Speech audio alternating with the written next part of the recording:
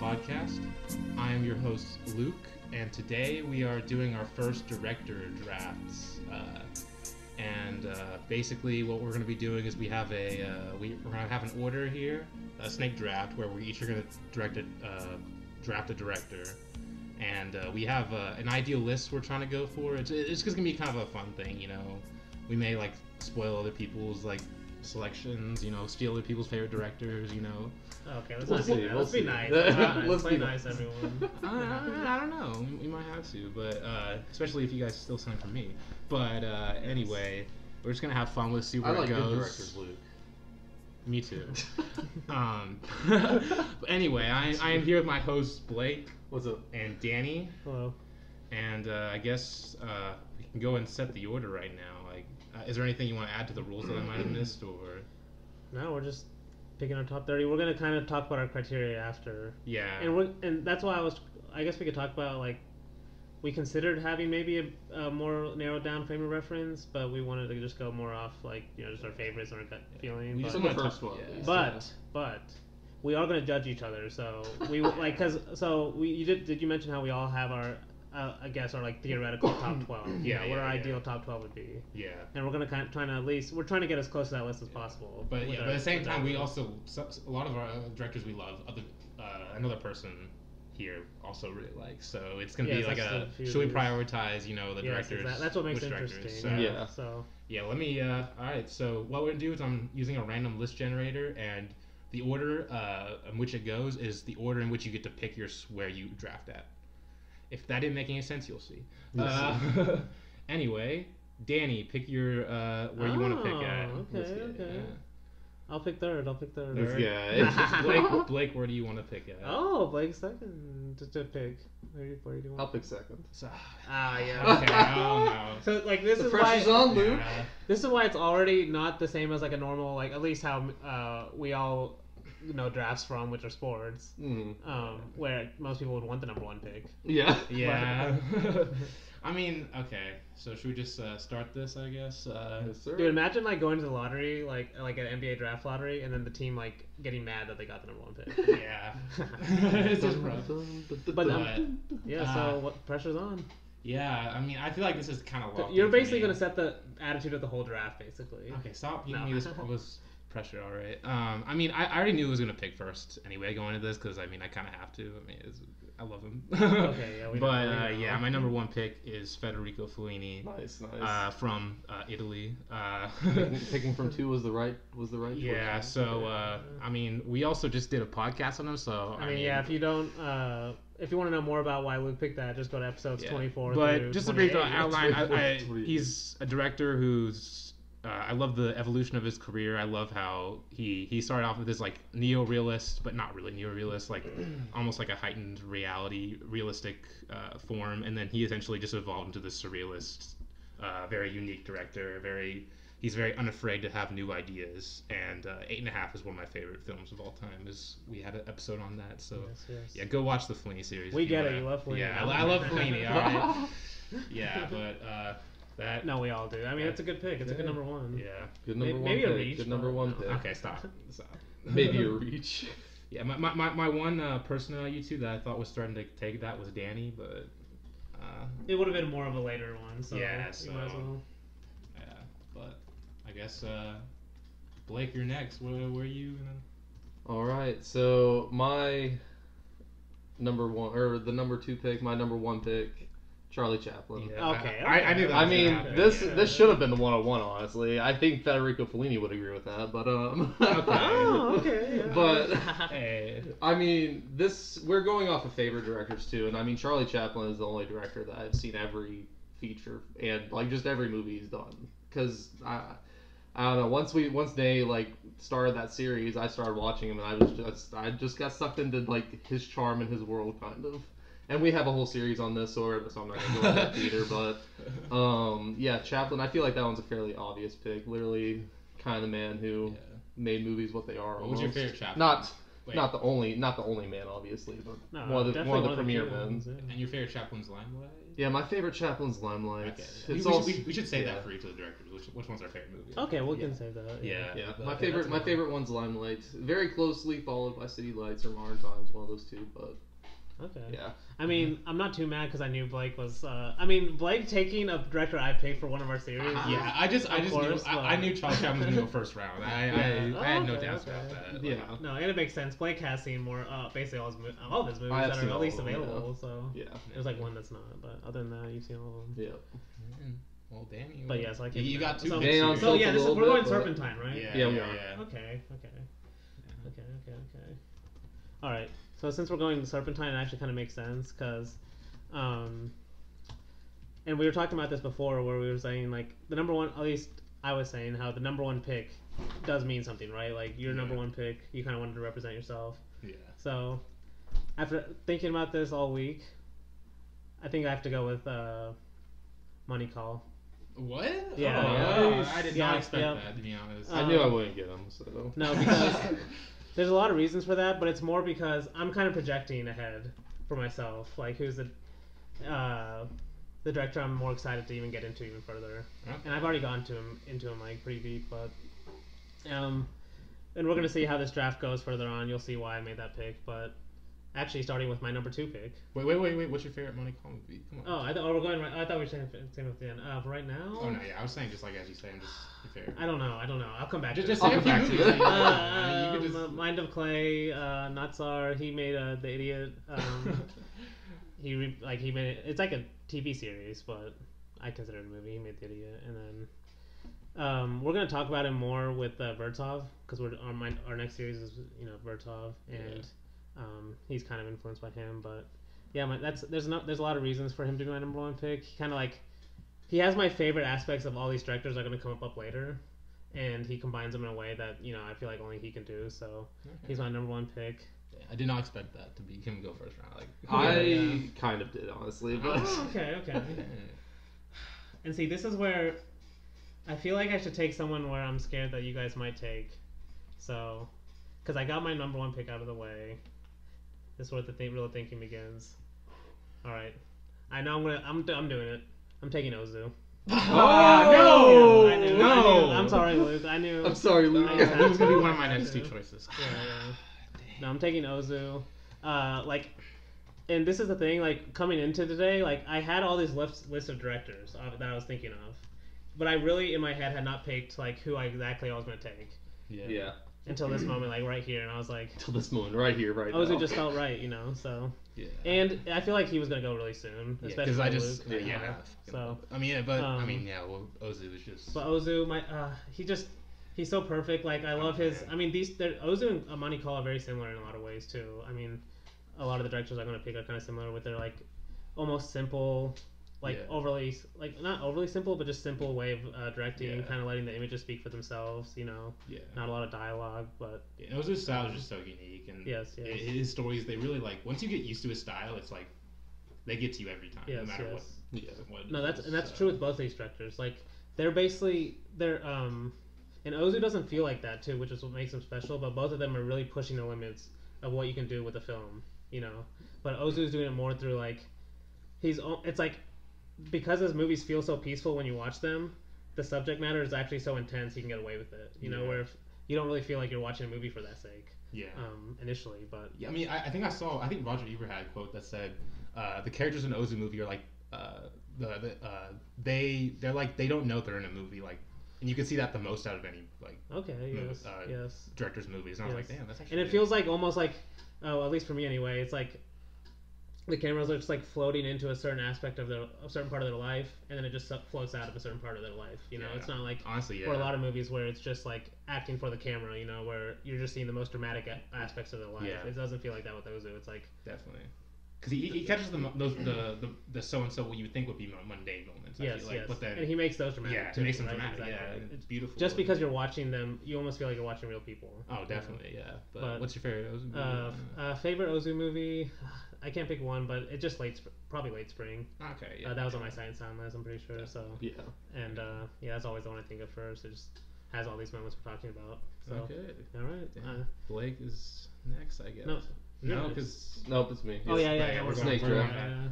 So this is the reason I went number 2, because I was scared Luke was gonna take Simon Liang. So number 2, Simon Liang.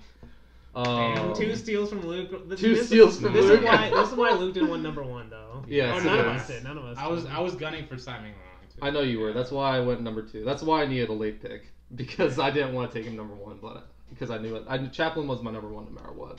But Simon Liang, he's my he's one of my favorite, or he is probably my second favorite director. And honestly, he's probably my first favorite director. Like he's probably ahead of Chaplin in my heart. But you should have gone. Simon. Well, no, I mean, you would have picked Chaplin. Yeah, exactly. I would have lost him. You were scared I was gonna pick Chaplin. Yes. Okay. Yes. Chaplin's really high on my list, but yeah. Yeah. Well, he should be. It's deservedly so. No. So he's kind of just the person that got me into like slow cinema in general. He wasn't even the first one I watched. It was just the first one that clicked with me, really. You know, like slow cinema is hard for a lot of people to get into. Definitely.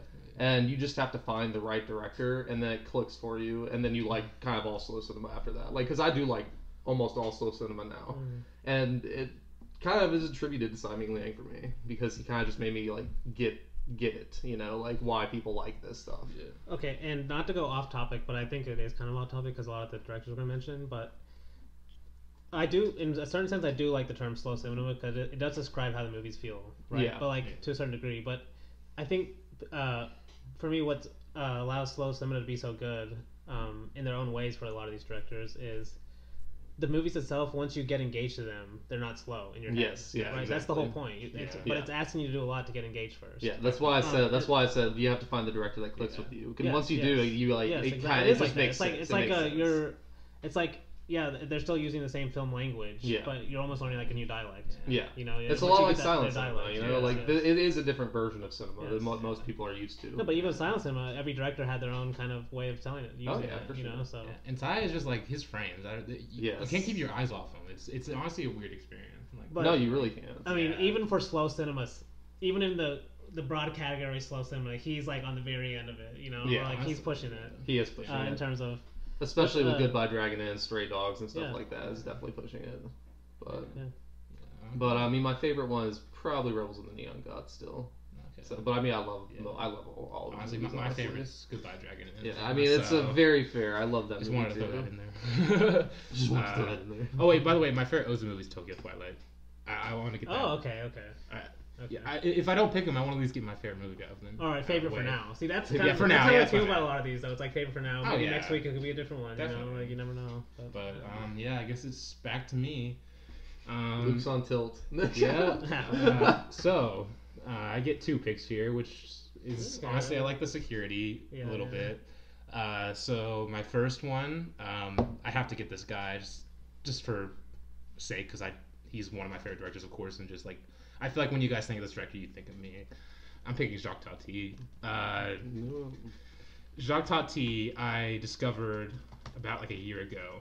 I watched Playtime for the first time, and it was kind of like a experience that I can never forget because like Playtime's just one of those movies you watch and you're like, I didn't know movies could be made like that. Mm-hmm. Tati, he's not concerned with like these like more straightforward narratives.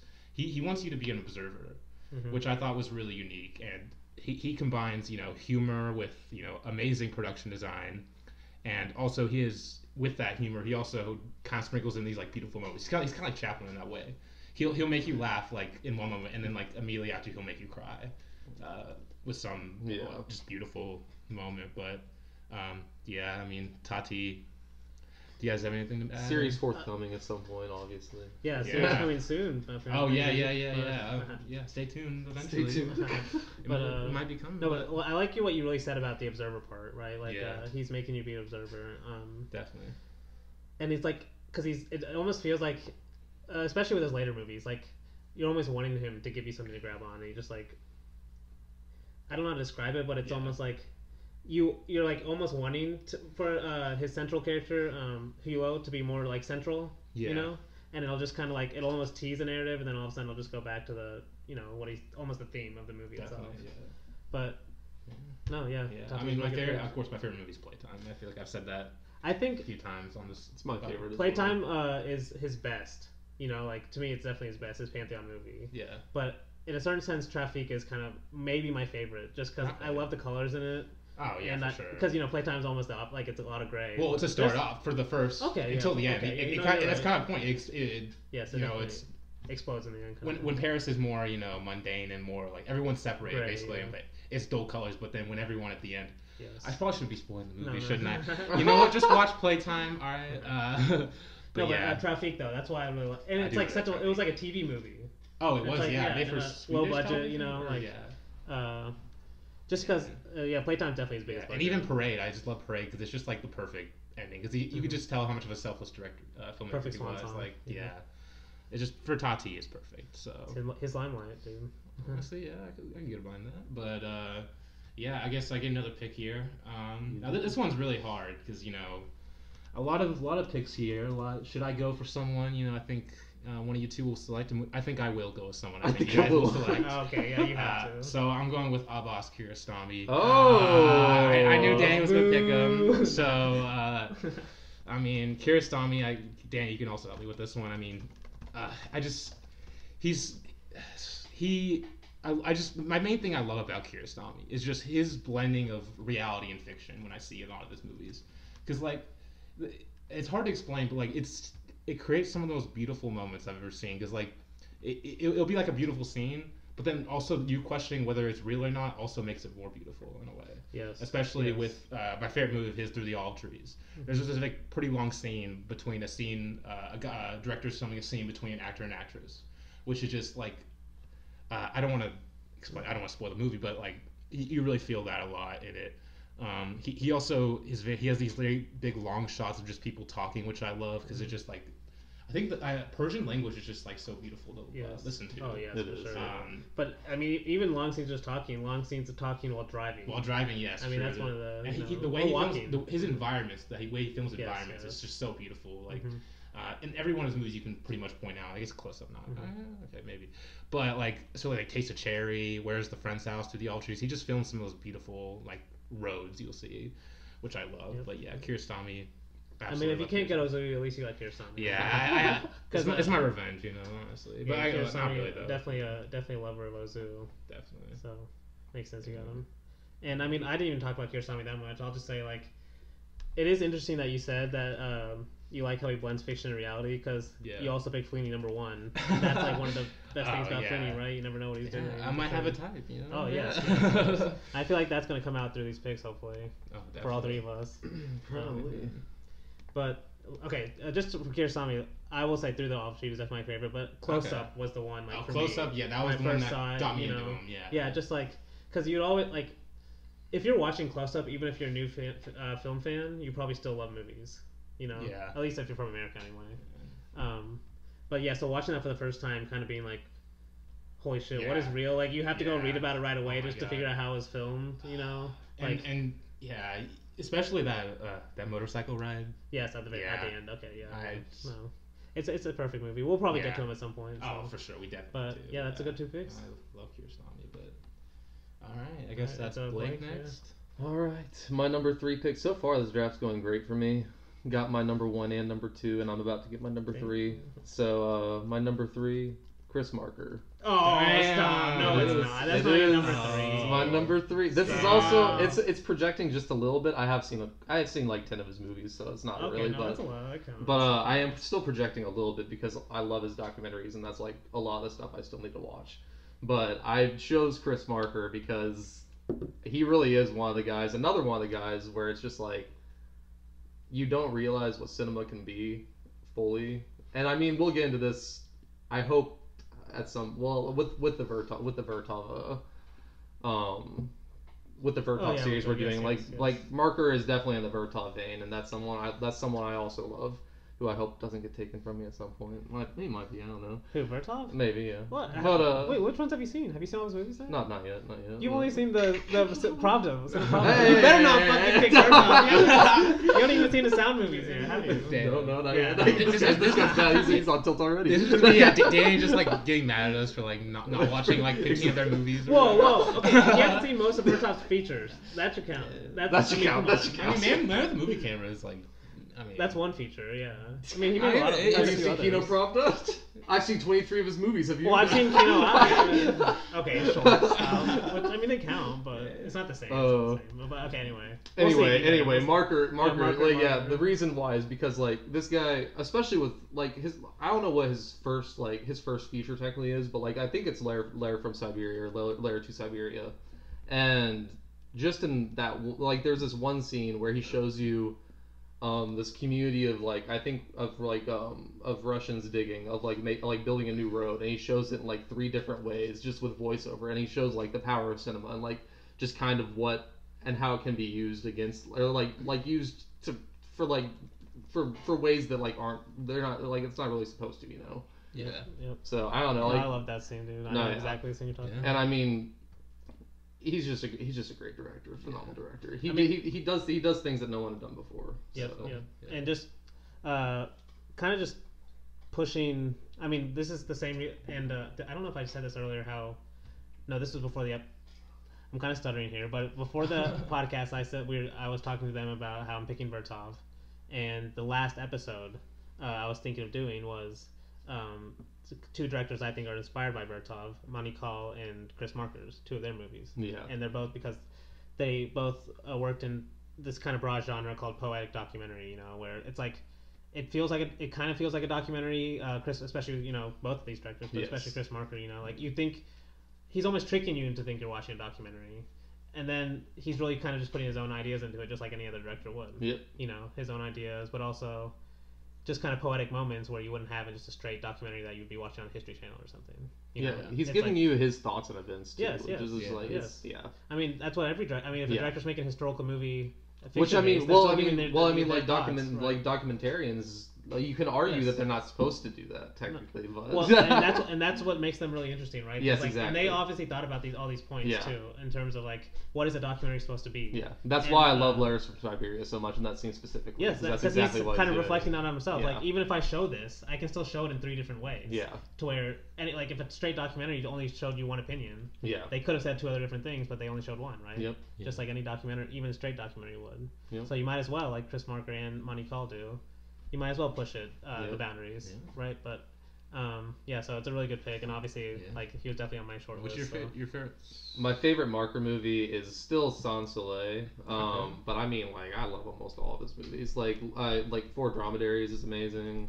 Mm-hmm. Level 5 is like really underseen, really amazing. Honestly, Lars from Siberia, like I already said, is awesome. Yeah, La Jetée. Far From Vietnam, which is his. Have you seen? He's the one that headed it. But it's got a lot of like different directors that like Varda, Renee, and Godard also had a short in there. But have you seen his three Cheers for the Whale? Not yet. Oh, dude, you gotta watch that. No, That's really good. I'm going to. That's like his nature documentary, you know. But yeah, okay. So Marker. Alright, so now I got my 3rd pick. Wait. Doesn't he have to pick twice though? No. I'm in the middle. Remember, he's in the middle. Oh wait, yeah. Okay, I forgot about that. Okay, so my 3rd pick. All right, I still think I can go away pretty clean here. We'll see. Oh, what's he gonna pick? All right, yep. My 3rd pick is gonna be the shirt I'm wearing, Stanley Kubrick. Okay. Yeah. I was gonna. No. I don't know. Was he a threat for you guys to be picked? If I was gonna pick him, it would have been later. Okay, I was going to make a joke whenever it came back around to my pick after number 10. If he didn't take Kubrick, that Kubrick shouldn't have fell out of the top 10, even though he's not on my list. He's not on my list. Like on my top 12 directors, I would have picked him because I still love Kubrick, but yeah, and he should be in the top 10. in like a director grab. Even for me, like, well, for you, and I mean, I love Kubrick. He's not in my top 12 personal favorites, but I don't know. No, I still know you like it. And it would have just been amazing to like stealing from Dany too. So. I wouldn't have. I mean, that kind of disappoints me if I could have waited till later to pick it. Well. Hey, I mean, it's good for us. He's definitely like one of the OGs for me in terms of getting me into film, and like I even talked about that on our opening episode too with the Clockwork Orange. But yeah, so Kubrick, and then my other one is gonna be Satyajit Ray.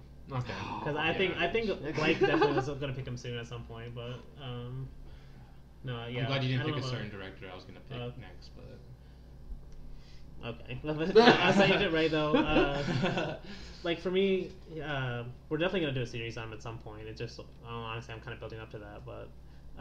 It honestly is a bit intimidating because he has so many. Yeah, he has so many. And that's kind of what I was going to talk about. It's like more than any specific movie I could think about with him. Like really, when I think about him, is just honestly how diverse he was as an artist. Like he composed his music, wrote his scripts.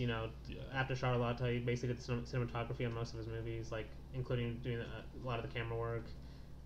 But he also had a great crew, though. Yeah. And this is true with a lot of directors, but Satyajit Ray is one that I really love, stands out, where he basically worked with the same crew for a long time, and that's what allowed him to make a lot of movies. Yeah. So like, basically it was like one big director, with all his crew, all his crew working different movies, and like, Kubrick was a little different, but he did have similar crew members. But okay, more specific with Satyajit Ray, just to not go drawn on too long, is he made documentaries as well. He made. He was one of the first, like, at least serious directors to take making movies for kids that also could be watched as adults, like as a serious thing. Yeah. And it's funny because, like, a lot of people in India still know Satyajit Ray more for the comics he wrote, for the kind of kid stories he wrote and the kids movies he made, more than the fact that he's a fucking amazing, like, just normal director, in world cinema. Bro, watch Charlotte. Like, come on. Yeah. No, but honestly, and that gets me honestly to my last point is. And this was true with like a lot of the directors we've picked. Marker made movies all the way up until his like 80s or whatever, until he died. Yeah. Chaplin, was old and still making movies, but Ray specifically made his first movie in like 1955 with Patha Panchali in a time where like no one was making Indian movies on location. Basically everything was filmed in studios. Because of like how bad. Did he start Indian parallel cinema or? I mean, there's like different. It depends on how you define that too, because there were other directors that were making, serious kind of films too. But like, at the, Satyajit Ray is considered one of the founders at least. Okay. And Patha Panchali was the movie that put it on the world stage at least. Okay. To some degree. So he's the popularization of. Yeah. Yeah.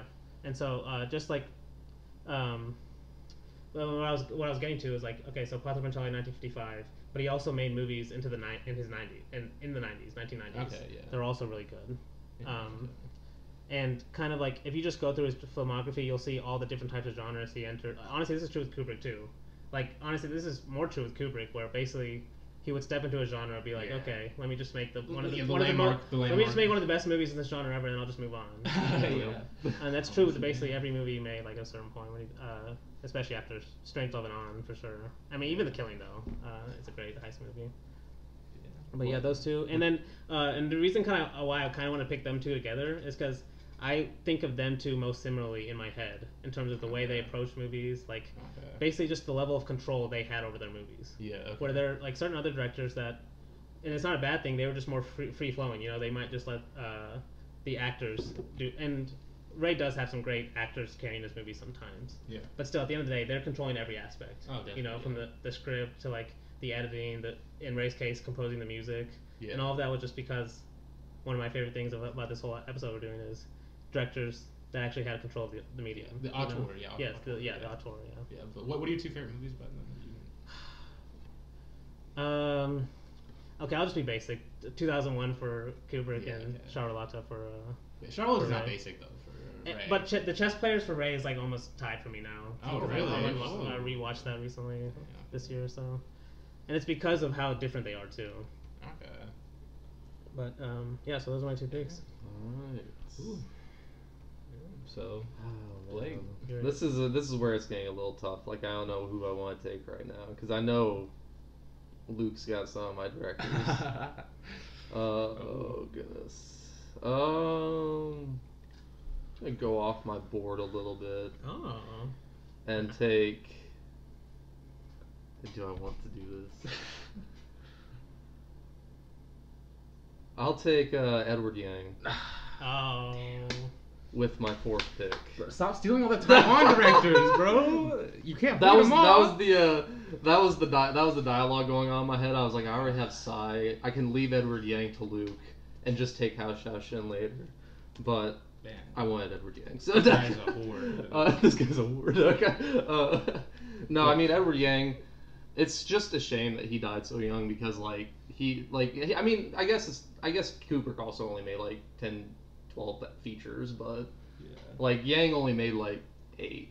Yeah, and it's really sad because every single one I've seen at least has been amazing. Oh, definitely. And the only 2 I haven't seen are Confusion and That Day on the Beach. Yeah. And Confusion, that's getting a restoration, isn't it? It is getting a restoration, which thank God. But I think they're both on the website. On that website that you showed me.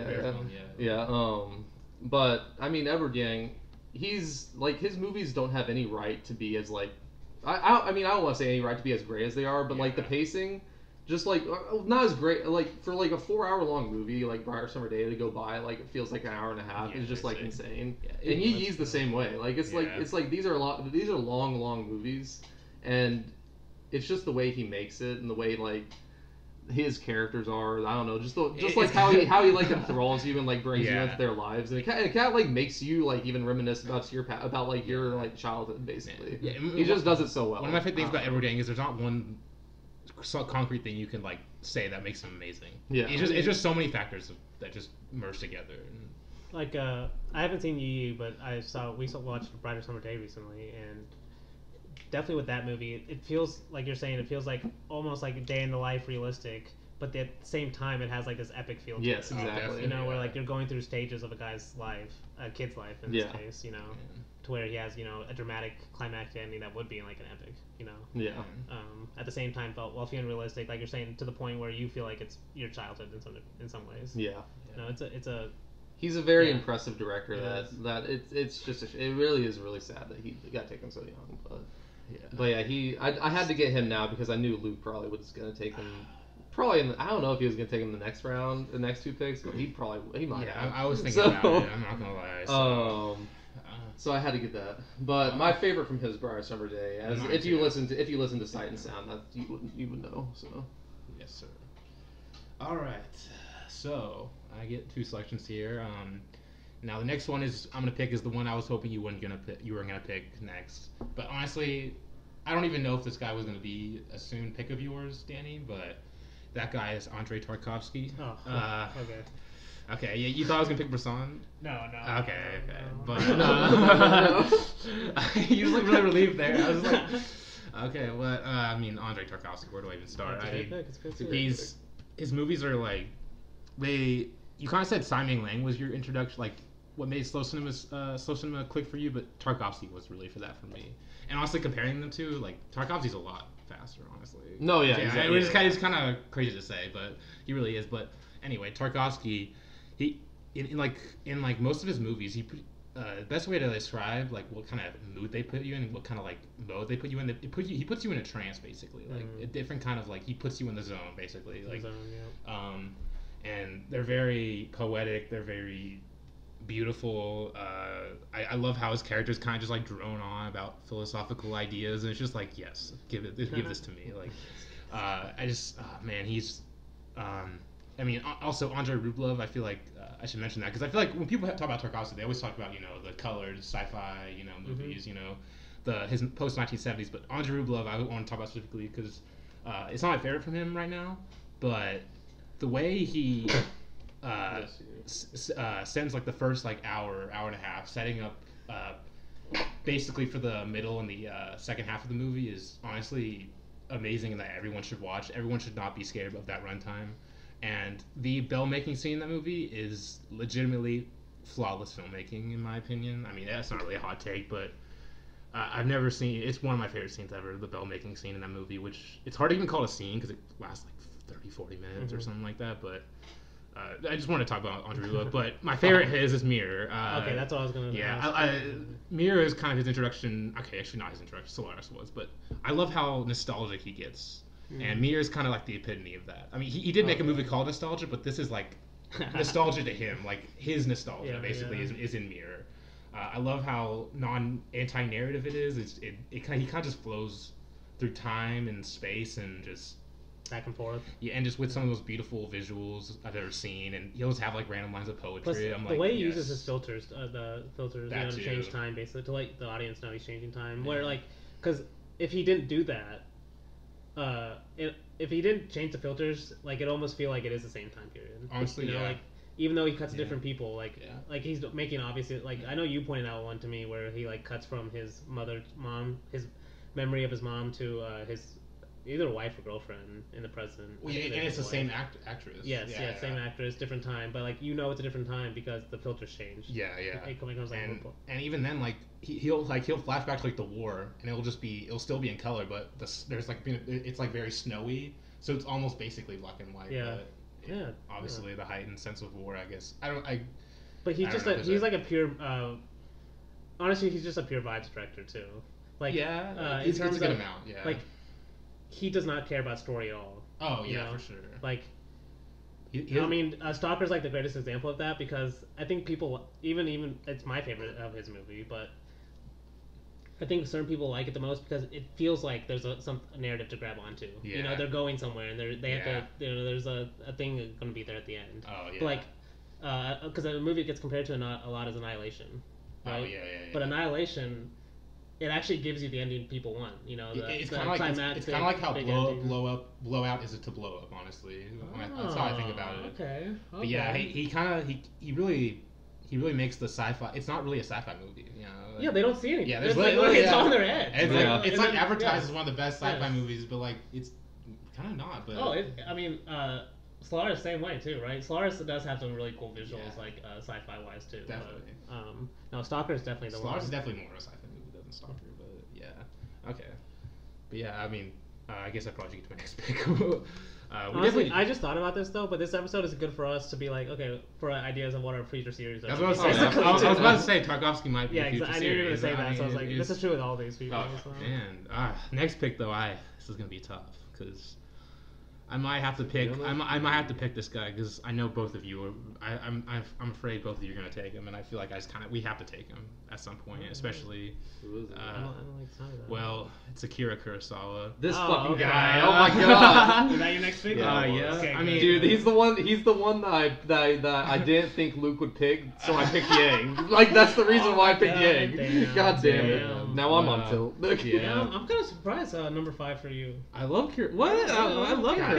What? Who doesn't? Okay, Kurosawa is just a director. Like everyone loves him. Yeah, I mean, he really. First of all, it's kind of crazy because sometimes I'll just go to his Letterboxd page. I was looking at his movies and be like, "Holy shit, he made so many good movies, like amazing movies. No, like insane, his output was just amazing." But especially, there's something about him though. Like, I mean, because obviously I pick Money Call number 1 and stuff, but like, there's a certain aspect of Kurosawa where even if we're not watching his movies in a theater, like. He made movies, huge movies, widescreen, huge faces, like Big and he was colors. some of the best. He was honestly one of the best at it. Basically, Definitely. maybe the best, like the best.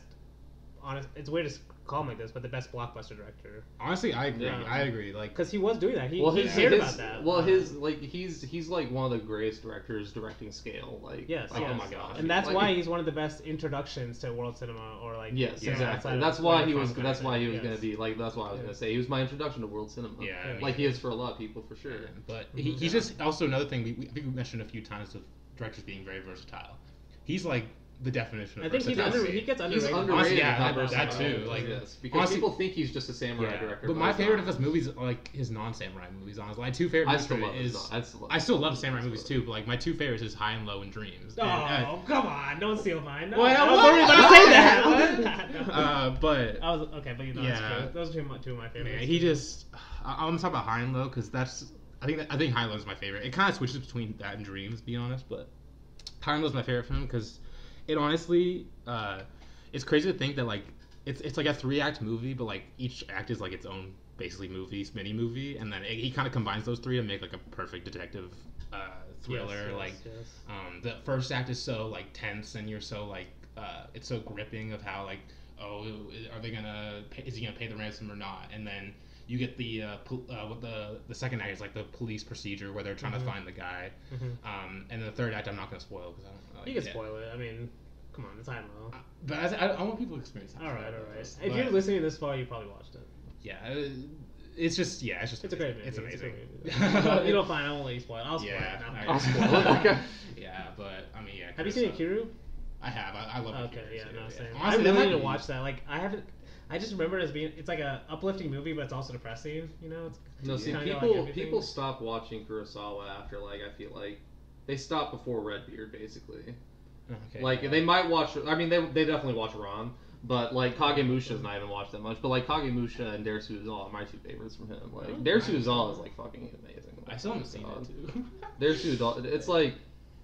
Because it's like especially if you know about like Russo-Japanese relations at the time and just like for a lot of their history, like the fact that he made a movie like that, especially at the time he made it, is really impressive and really awesome. Yeah, I feel like I should also bring up and the fact it was funded by Russia too. Yeah. So. I should bring up the relationship between Kurosawa and Tarkovsky because that was wholesome as hell. Oh yes, that's actually that's a good point. I fucking hate you right now. Okay. Man, like specifically the story of. Tarkovsky's printing Solars for him. That story, like, oh my god, like, should I say that? Should I explain the story? I don't know. I mean, you're talking about where Tarkovsky they both drank together and stuff. Yeah, they screened it, and then they went out drinking. He's like, well, Kurosawa was like, oh, very like it, very like philosophical or something like that. And then they went out to drinking and got drunk, and then Tarkovsky started singing like the Seven Samurai theme, and then like Kurosawa joined in, and then he said in his autobiography like. At that moment, I knew I wanted to be on Earth or something. Yeah, like that. oh my god, so cute. Awesome. Honestly, damn, that's crazy. That's definitely a fly in the wall. I would love to be a fly in the wall moment. Yeah, love Kurosawa. Blake Smack. Those are two good picks, dude. I'm on a massive fill right now. Yeah. Oh man, Blake, don't steal anyone. Please. Oh, I'm not going to do that anymore because I lost out on one of my favorite directors. So my next pick is Werner Herzog. Not gonna lose that. Oh, okay. Not losing that. Man. Okay. Yeah, I didn't know if Dany was gonna pick him anyway, but I'm not gonna lose out on Herzog. What do I even say about Herzog? He's not like one of my first directors I ever watched, but he's one of the first ones where I don't know. It's like this. He merges. He's a very documentarian director. Like he's a documentary director primarily now, or like that's kind of what he has been his entire career basically as a documentary director. And that's why I love his features so much, is because they feel like documentaries. They feel like you're watching like a real story. And these were actually like a lot of his stories were real stories. It's just like highly dramatized, but like it feels real. And the way he shoots like the jungle, especially in Aguirre Wrath of God, is amazing. And the jungle in Fitzcarraldo is amazing. Yes. And like even his documentaries are just like he's such a deep thinker about just where humanity is as a species. And if you've never seen like Beyond the Blue Wild or I can't remember I forgot the name of it. It's his like pseudo documentary with like an alien that land on Earth and is like studying humans and seeing how they're doing basically. And it sounds Marker-esque though a little bit. It is definitely Marker-esque. I don't know. I just love this man. I love what he does. I love all of his movies honestly. Like I don't think I've seen a bad movie from him honestly. Like I'm looking right now. I honestly don't think I've seen a bad movie that he's made. Maybe Rescue Con, but even that one wasn't that bad. But yeah. I mean, this is another guy that we'll probably do a series on at some point. But it's called The Wild Blue Yonder. That's what it's called.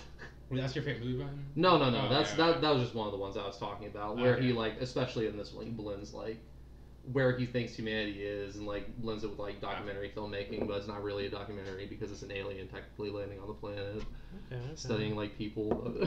Plus, well, at least my favorite thing about him too, because I haven't seen as many as you have, but I've seen a decent amount of his movies, and I just love how like, it's almost to like, because there's certain directors I already picked too, and we've talked about where they actually care about how perfect every frame is. Like Kubrick, obviously, exact example where everything's perfect.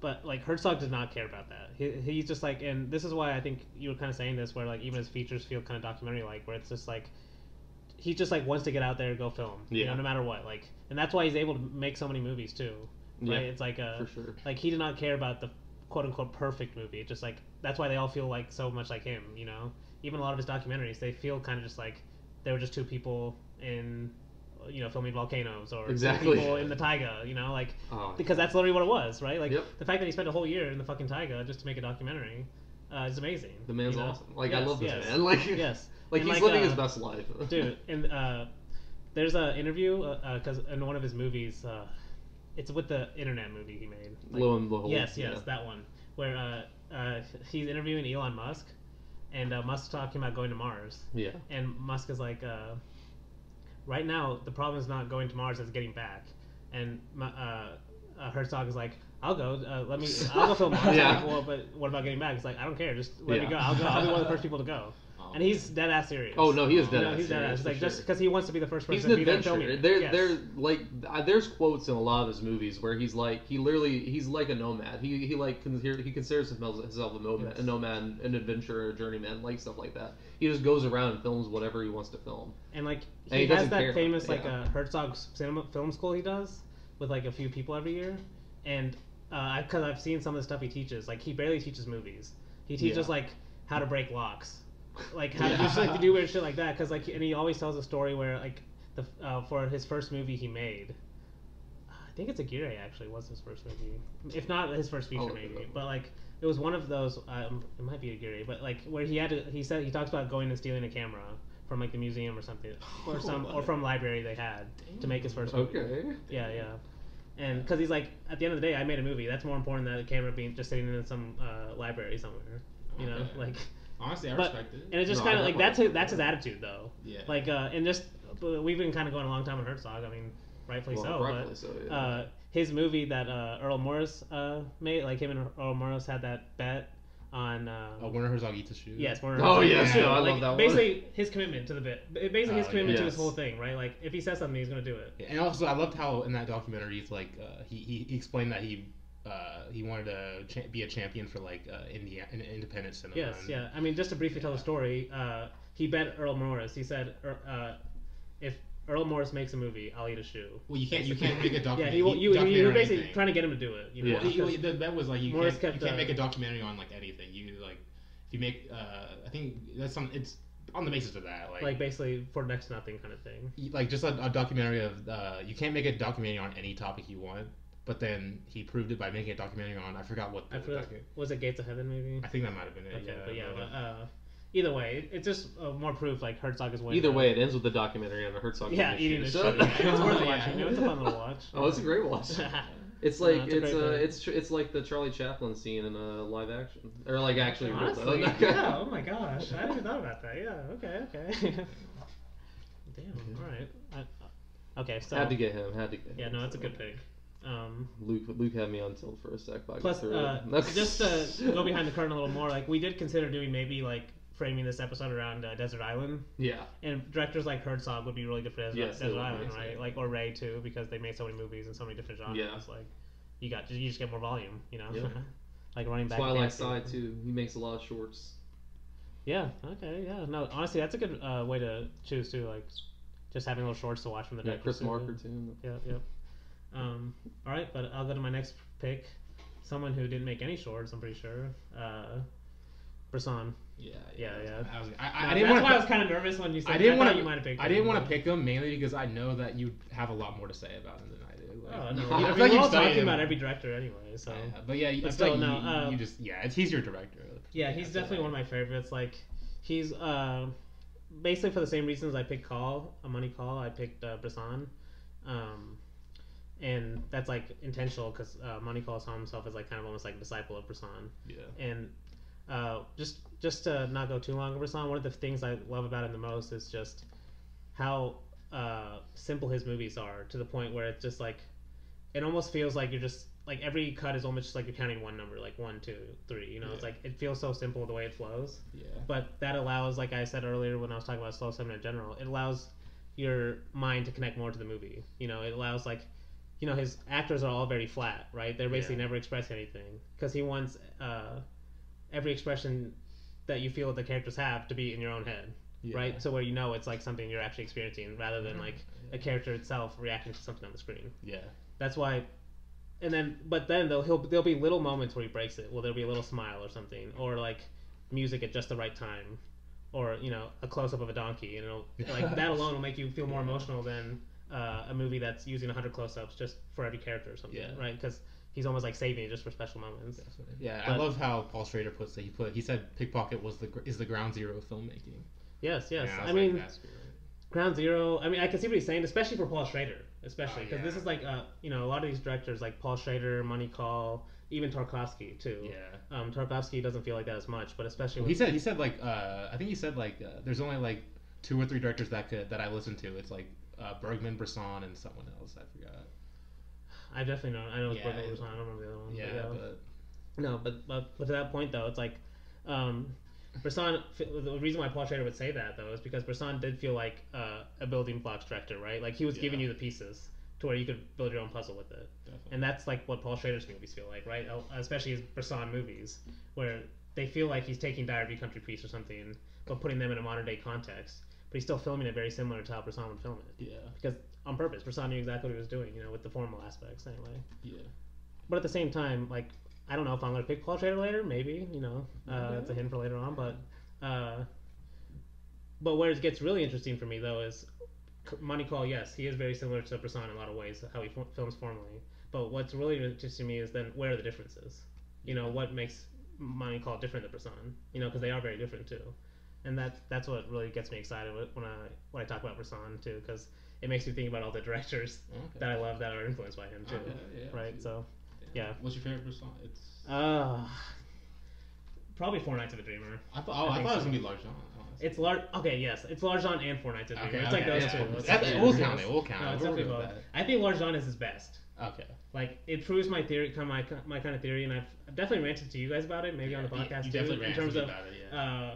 I hate when people say directors' earlier movies are their best movies, just because like those are the ones get known as classics. Even though like a lot of these directors, they were thinking of their films the whole time they're making movies. Like, it's not like they just stopped thinking about how to make a better movie. And like for someone like Bresson, like he was, in my opinion, like he was always perfecting his form, like always trying to get better. So I can't speak on him. I've only seen one. Oh really? Damn, it's Passion of Joan of Arc movie. All right, it's a good movie. It's a good movie. It was a good movie. I mean, my favorite is Pickpocket.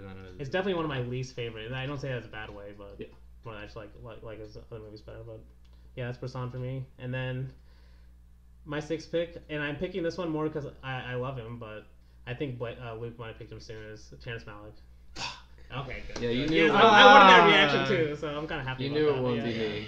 No, I knew Blake. I was kind of hoping you wouldn't pick him. I had to kind of hope you wouldn't pick him because like you were saying like, oh, I'm only gonna pick like simplistic directors. I was like, okay. Oh, Malick is simple. I mean, that's the thing. I don't know. I see him as simple though. Like, once you get the idea, and this is true with a lot of the movies I watch nowadays, so I'm kind of out of that. But like, once you get the idea of the movie is not about any kind of story, where it's like trying to tell a narrative. That way, he's definitely simplistic in that. I was thinking more yes. filmmaking, like techniques. And stuff. stuff. Technique-wise, it is more once again, when you understand that he's more going for the feeling or emotion or moment of a scene, right? Then it just you can kind of just let it all soak in, and he's definitely a soak in director. Like me and Luke just watched Knight of Cups yesterday, so it's just fresh on the mind. But and I'm thinking more like I had to take when I think of Malick, I just have to think Tree of Life first. It's almost like they're like the same word in my head. It's his, it's his like, that's for me too. Yes. To me, it's one of the like the, I don't even know how to say it, like stepping stones of cinema kind of thing.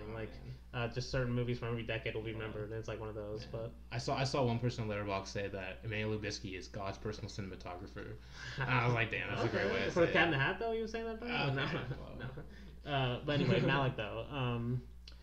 No, it's interesting because he doesn't seem like a lot of people see him initially, like Blake probably, and he thinks that he's trying to be complicated, but I don't see him that. Oh, he's not trying to be complicated. He's a simple man. He likes Fords, He likes what? Fords. All right, yeah. Oh, that his Ford commercial. Okay. This guy's a sellout now. Oh, okay. He's not a sellout. This man filming the beauty. He's filming the beauty of nature while promoting Ford. Okay. He probably drives a Ford. He's from Texas. Oh man, okay. No, I like Malick. I just think like his best movie is Thin Red Line for me. All right, that's definitely one of my favorites of his too. Like I don't hate Malick. I mean, to me, he's hit and miss for me though, for sure. Alright, Like, you that's guys fair, like that's a lot of fair. this stuff, and I I like basically everything. Honestly, I'm a Terrence Malick. He can do no wrong. like kinda like guy. once we eventually do our Terrence Malick one, you guys make me rewatch song to song, I might change my opinion, but until then, I think need to I raise mean, that, have you bro. seen Night of Cups? I think you. I haven't Night seen of Night of Cups, Cups though. yet. It's like a Bruce Wayne prequel. I was thinking about that today. Okay. Or okay. Batman Begins prequel. why can't you know, add the I Ford guess I commercial can. on here? Wait, what? Why can't you add the Ford commercial on Oh, Letterboxd? man, stop Alright, honestly, you your should be able stats, to like that, man. yo. No, I haven't. The only ones I haven't seen are Hidden Life and Night of Cups, and then those IMAX stuff below. I should admit. I guess I'm gonna admit that I'm a fake fan because I haven't seen Hidden Life yet. Oh yeah, come on. Fake now. fan.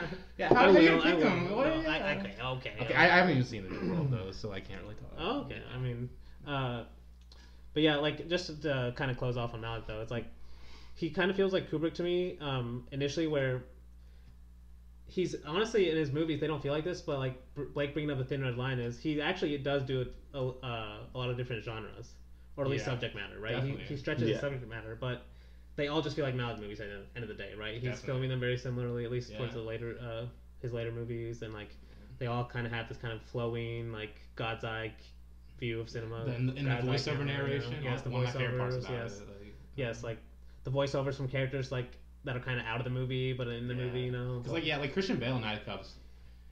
He never talks. Yeah, never in talks. The movie. Yeah. He only talks over voiceover. That's what I was about to say. And it's kind of cool because some of the voiceover in that he is like the character will talk to the Christian Bale on the screen, but Yeah. his character will respond in voiceover, Oh yeah. but not in the movie. And then like in Tree of Life, he uses it as like a lot of it's just them praying. Like Yes. that's basically what they're doing. And Voiceover. kind of just to relate these two, and I just because I thought about this yesterday watching Night of Cups, and it reminded me like, especially watching Christian Bale in Night of Cups, like all the other characters around him talking to him, but Christian Bale kind of just being straight faced the whole time. Yeah. It's very similar to Bresson's acting, where he wants the person that he wants you to relate to the most is the one not doing any acting, Yeah. right? Is basically just kind of being a cipher for you, except for Mal kind of takes it one step further. Or I mean, Bresson does it in like Diary of a Country Peace, where you still get the voiceover, right? Yeah. Where the thoughts you do get from the character are all in his head, Yeah. not on the screen itself. So that's kind of how I relate those two. But Okay. there's definitely like he's definitely a Bresson fan. I'll just leave it at that. Okay. Yeah. There's so like little interview. Like there's really no interviews about him on the internet about like what kind of Not movies Mal he like. directly. Yeah. Yeah. And honestly, I just want to sit down with him and just like talk. Hopefully he about does that someday. Like Man. you know. Yeah. Just- Hopefully they invite you and I to like, Yeah, talk to him. yes, You know? yes. Hopefully they invite you and I. But You know, he'll just come to Arkansas and do it Yeah. someday. You know, we can do it. But is your favorite Tree of Life? Or... Tree of Life, Thin Red Line. Okay, my top three is Tree of Life, Thin Red Line, and his documentary. Why am I forgetting? Oh, Voyage of Time? Yeah, Voyage of Time. Okay, yes, yeah. Voyage of Time. Those three. Like they kind of you get a war movie, you get like a family drama, and you Yeah. get a nature documentary, and they're all Yeah. just Malick movies at the end of the day. Yeah. You know. Yeah. So, yep. I'm pretty happy with my draft. So I'm liking my board so far. You know? Do you have I'm one more liking pick? my I balls. guess? No, I picked my two. It's Blake's turn again. Okay. Trying to decide what I want to do. Because I know I'm going to steal one of Dany's from the next time. Oh, but, okay, we'll see about that. Who? well, I'm trying to decide if I want to steal two or just one, so. Okay. Oh, okay. You better know. Getting spicy. Getting spicy. I'm just going to take Apachop Pong where side Oh. right Oh back. my goodness. So, You did. I You did better it. come clean I about did, it. huh? About watching all his movies this week. No, okay. I watched his last two that I had seen this week. Oh, Get out of here. I've okay. seen all of his other Oh, you movies had? Okay. before. Yeah. No, I do love Apachop Pong where That's a side good cool. thing. I mean, as you might have recognized from my list at least, I really do love slow cinema. And while I think he was actually I think he was one that actually like one of the first ones I had watched of slow cinema before. Because I think we watched Uncle Boonmee even before I got to like Simon Liang. And it didn't completely click with me at the time. But that's why I'm glad that I waited to watch all of his other movies basically after I had watched Side, because after I did that, I don't know, it just kind of everything kind of just fit. Like I said, like I kind of got it, you know. I still haven't rewatched Uncle Boonmee yet, which I really need to. Oh, okay. But every other movie no, it's just like it's the way he films. I don't know, like he draws you into like the Thai jungle so yes. easily. The sounds, you know, yeah, Yeah. especially. Yeah, like it's like the soft sounds, especially like I can never this is gonna sound weird, but it's like that one scene of him filming the dude getting like hard in Blissful Years. Do you remember this? Like he's just laying in the forest, and you're just seeing him just laying there getting hard, and you just hear all the nature sounds around him. Though, like it's just like overwhelming your senses though as you're seeing this. I don't know. It's just like I don't know. He does some weird things in this movie, and I really like it. So I mean, for me, the classic example is Uncle Boonmee though. Is I mean, okay, I won't mention a specific scene. Then I'll just mention generally what I like he does in a lot of his movies because it's hard to just say one. Is he almost gets you like in the zone or like gets you entranced into this kind of like realistic, almost like real time feeling of the movie, and then all of a sudden like it'll jump. Yes. You know, to like the more mystical aspect or fantastical aspect. You know, I think like, that tropical malady, especially. Tropical malady for sure. But all of these do. Like yes, all of them do. And it's like the way the characters react to it is the best way. I think someone said this, maybe not on a podcast, but I think one of you guys might have said this before. But it's like, well, it's like with Chris Marker whenever he's filming like in Sans Soleil and saying like the Japanese people just have a different view on like death and stuff like that. And you just get that feeling with Apichat Pong's movies as well, because these people are interacting with death in just a way that we don't think of. Like even in like Cemetery of Splendor, like she's literally talking to just like this dead. Like she's speaking like this, like I think one of the girls there is a medium, and she's speaking to like the dead basically there, and like it's like that scene where they're walking through the forest where they're walking through the cemetery basically, and they're seeing things that aren't actually on screen, but you're seeing them with them almost, yes. You know? Yeah, and it's like just the way that the characters interact with that, they aren't scared of it ever. Yeah, no, like, and that's the thing I was saying, like, and we've talked about with other movies where you kind of mentioned earlier where they react up as if it's real, like it's normal. Yeah. Yes. Like I'm pretty sure it's in Uncle Boonmee. I remember because like his dead son and dead wife show up. Yes, he's like, oh hi, how's it going? They're like shocked for a little bit, but it's not as shocked as they should be. Yeah. And then they just welcome him to the table like he's one of them. You know, it's like okay, he was the son that died. You know, it's like nice to see you again. But nice it's really like you said earlier with when you mentioned not Fellini, what was the Kiarostami, blending the fiction and the reality. Yeah. It sounds basic when you just put it in words, right? But the fact that a lot of these directors do this in their own way, you know, like, and that's what I love about Weird Skeptical, because he's doing that same thing, right? Blending fiction and reality. Yeah. But especially in other cultures where they are more accepting of the fact that death and life are not a strict boundary, right? Yeah. People that are alive thinking about people that are dead, you know, like, and people that are dead still live in people that are alive, kind of thing, right? And he's almost like just showing that on screen as like ghosts and you know, just other people that look like ghosts, and, you know, all different sorts. A tiger, yes. that, you know, just basically a story that comes to life, all different ways, right? And this is kind of how people have understood stories for literally for millennia, right? Even before like writing existed, people had stories like this to tell, and it wasn't for no reason. It wasn't just people to entertain themselves. They had meanings back then too, right? And that's kind of what I love about Monty Call in my first pick, but Weird Skeptical is why I want to pick him too, is because they also take a lot of their basically their ancient traditions and their cultures. You know, Monty Call in India and Weird Skeptical in I don't think you guys are gonna steal another one of mine, but another one of mine is the same way. Thailand, they're gonna be the same way. So, but yeah, that's what I love. Like they're taking their ancient, you know, stories or music, in Monty Call's case, all kinds of. They're more what they're inspired by in ancient traditions, and they're merging it with almost very experimental new film forms. Right, like stretching the documentary. Like Weird Skeptical has Mysterious Object at Noon. Which is one of my favorite movies because it's like it's insane. It's like his first feature. And it's like just him going out filming different stories, but still combining it into a movie. You know, and almost directly taking the stories from the people there. Right, almost to where he's not involved in it directly. Right, and. Yeah, no, Blake basically took one of my fakes, obviously. I did. I had to get him out of the way. No. This is why I said I was at the end of the day, thinking we're about all one or getting to two. talk about these directors. That's important. So no, I had to get him. I guess to start off my two selections, this one, the only threat out of you two to take is Blake, but I don't even know if this is on your top 12 or whatever. I'm but worried, I don't know. But that person is Wong Kar-wai. He wasn't on my top 12, but he was on my short list. Okay. So, he was on there as a backup if I needed him. So. Okay, yeah. I didn't know if I would, or I didn't know if I would. Wong Kar-wai, I love how, I I just love how his portrayal of like depression and like melancholy is just and he makes them so beautiful with beautiful camera work and I love his characters. They're so like I hate the cliche like oh you know these characters at the end of the movie, but like Wong Kar-wai they're relatable to a point. Like you're just like you kind of fall in love with them. Like in the Mood for Love and Chungking Express, like if you end Chungking Express and you're not like in love with Fei Wong, like did you even watch it? Like did you even watch it? But I just love how I just love the combination of all those factors. Really kind of just makes those movies for me. Yes. Me too. I mean, the way he just shoots everything is amazing. Like, yeah. That's my favorite part about him.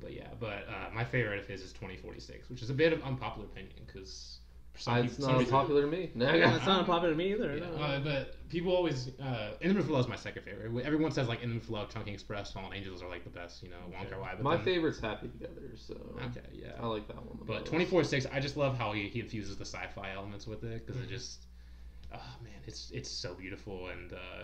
Honestly, I just need a full-on Wong Kar-wai sci-fi movie at some point, hopefully. Plus, just one of the best at using colors too. Oh my god! Yes. Like as a character, almost like basically a character in the movie. Yeah.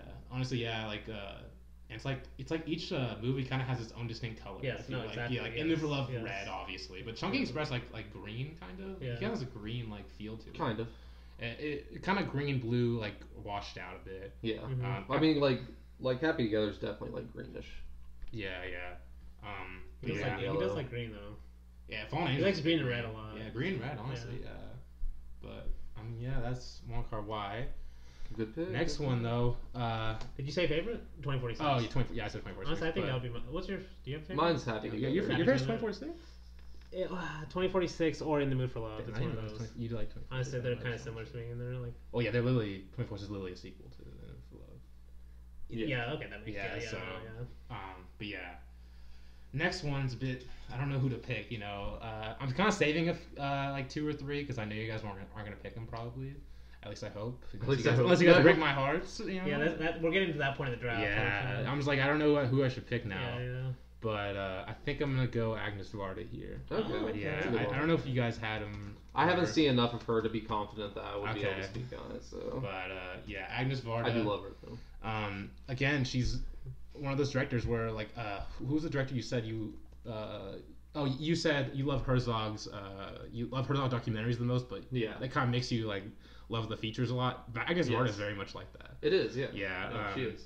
Her narrative features are like so they're almost like kind of documentary, but at the same time, I love how how female filmmakers do this. They know how to film like women's stories very well. Yes. Especially with Cleopatra 7, which is my favorite.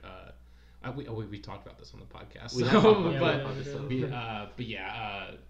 Les Bonheurs? Les Bonheurs. The tone she gets in Les Bonheurs, the cynical tone she gets, it's just like it's amazing. It looks like it. It's not cynical. To me, it's not cynical. It's just like it's beyond cynical. It's just like it goes from like just happy, right, to where it's like you can't tell. Like it's to me one of the best horror movies ever made because honestly, most of the movie is like. And no one ever thinks of Agnes Varda as a horror director, right, or something like that. So the whole movie you're watching is like, oh, it is kind of just like a romantic, social kind of movie. And then at the end, just the whole twist about it. I should say, it's a cynical movie, but with like a happy filter on it. Yes. But the movie itself, like the way it's told, it's just like almost straightforward, kind of happy. You know, kind of the colors in it are amazing. It's like making you feel joyful, and then just it makes the brutality at the end hit even harder. She kind of just pulls the rug out of you all of a sudden. It's just amazing. And it makes the colors. It almost to me in my mind, it transforms the whole movie. Just the way the colors. Especially if you don't know the twist ending, you're watching like it's a beautiful movie. You know, like I can kind of get why she likes this guy, but like why, like where's this leading to, and then just the harsh ending, it makes it perfect. Honestly, and then I also I can't forget her documentaries too. They she's also like Herzog, where like she's literally like her and the documentary subject are like on the equal level. Like she makes herself so much a part of the documentaries that it makes them like as good as they are. I mean, they making documentaries at the same time. They knew each other. They're part of a group for a while. Yeah, she just her personality shines through it, and she's amazing in front of the camera as she is. Faces Place is my favorite documentary. I was about to say Faces Place is mine too. Favorite so documentary. good, it's oh my god, it's amazing. Okay, I haven't seen Faces Places, but my favorite documentary of hers is have you seen Coasting Along the Coast? I have, yes. You have. Yeah. I haven't seen that one. Just like kind of her like travelogue documentary on the beach. Okay. That sounds awesome. I also need to mention Gleaners and I too is amazing. That's a good one. Yes. There's still like a lot I have to watch too, which is crazy. No, she has a lot of movies. You know, like we've been saying, we'll get to her at some point for sure. Oh man, she's a lot of shorts, amazing shorts as well. But yeah, that's. She's definitely a director where, based on what you're in the mood for, she's got a movie for you. Oh yeah, for sure. Very versatile. And, and this is kind of maybe just to end it kind of on her. When I think of her, and especially in terms of like her when she got older and stuff, at least the way a lot of people thought about her is like she was kind of the joyful director, like made sweet movies. But like especially all the features I've seen, they have really dark moments in them. Yeah, Vagabond, it's just depressing the whole time. It's almost the opposite of like Von Horror, where it's like you're almost expecting an uplifting, and it just ends even worse than. And that's literally like filmed, literally like a doc. Yes, it is. It's her narrative feature that's closest to. No, it's a very honest movie too. Definitely. It's like and it's. I was just pointing out like people don't think of her like that when they first think of her. Definitely, for the most part, I would feel like so. But amazing, that's a good pick. Amazing director. Blake. All right, for my next pick. I'm not gonna be an asshole this time, I guess. Okay. But if you don't pick this person next time, I am going to pick them. But my next pick is John Carpenter. I will judge John Carpenter finally. Yeah, you better get a horror director on. Get my horror director on here. I knew you guys were gonna pick him, but he was in my top 5 or top 6 anyway, and this is my 7th pick, so I was just like, okay, I'll just take him. I won't be an asshole for Dany. But we'll see. I might be an asshole later on. I think I know. So I think at least you're giving me a warning. So hopefully I'll make the pick you're talking about. But John Carpenter. I mean, we just did like an episode on, or a couple of 3 of his movies on our horror month. So you kind of know my opinions on him. But he's my favorite horror director. My second favorite American director after Chaplin. But yeah, I mean.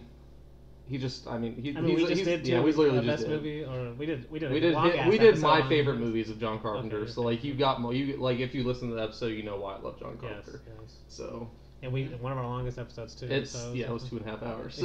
3 movies, so 3 movies. 3 great movies. No, and he's a great pick too. Like it's not even just like he's not even just a horror. I mean, he is a horror director. I was really about to say that too. Like he fits it. He's a horror genre director for sure, but he fits in this episode perfectly too in terms of like all his movies are still John Carpenter movies. Yes. They're director movies. Yes, they know you're watching a John Carpenter movie whenever you're. He doesn't lean on formulas anyway. No. And I just love the man himself. So. Yes, definitely. That's a good pick. All right. Let's see if you mess up or not. My next pick, I think this is the pick, and I was considering him soon too, and. But yeah, Blake gave me a warning, so Vertov? I was one of them, yeah. Okay, but yeah, Vertov is my pick, so it's probably not the pick, but he was coming up here soon, so he was, yeah. So Vertov is my pick. I won't say too much because we're literally about to do a series on him. But he's kind of just like, and it's more like this. We're going to talk about more about the series, but he's kind of the starter of this. One of my favorite. It's weird to call it genres, but almost it's more of a style. One of my favorite styles of cinema is the kind of poetic documentary, the not straightforward documentary, the fictionalized documentary, like you were kind of saying. Just honestly, just using the word documentary as an excuse to mix forms, do whatever you want with the genre almost, but still being able to say it's documentary because to bring it back to Vertov, you're trying to say something true about the world you live in, and for him, even more so than with Money Call or Chris Marker, who we're going to talk about in the series, is he's very concerned about the documentary aspect of documentary too. Like Blake said, he's watched all the Cinema does. Not yet. I've almost finished. Okay, I have like 5 left. But I mean, he was literally a newsreel maker first, right? But like even from that age, like he was like in his early 20s making those. his idea of newsreel wasn't just record exactly to news, right? Like you can still make it exciting, you can still make it artistic, you can still and you can. It's awesome watching it through because you can tell like like throughout the whole thing he's doing interesting stuff, but there is like one specific one where he really does like really start like reaching into his bag and what he's gonna do later on, and you'll know it whenever you get to it. So it's the longest newsreel. Which one?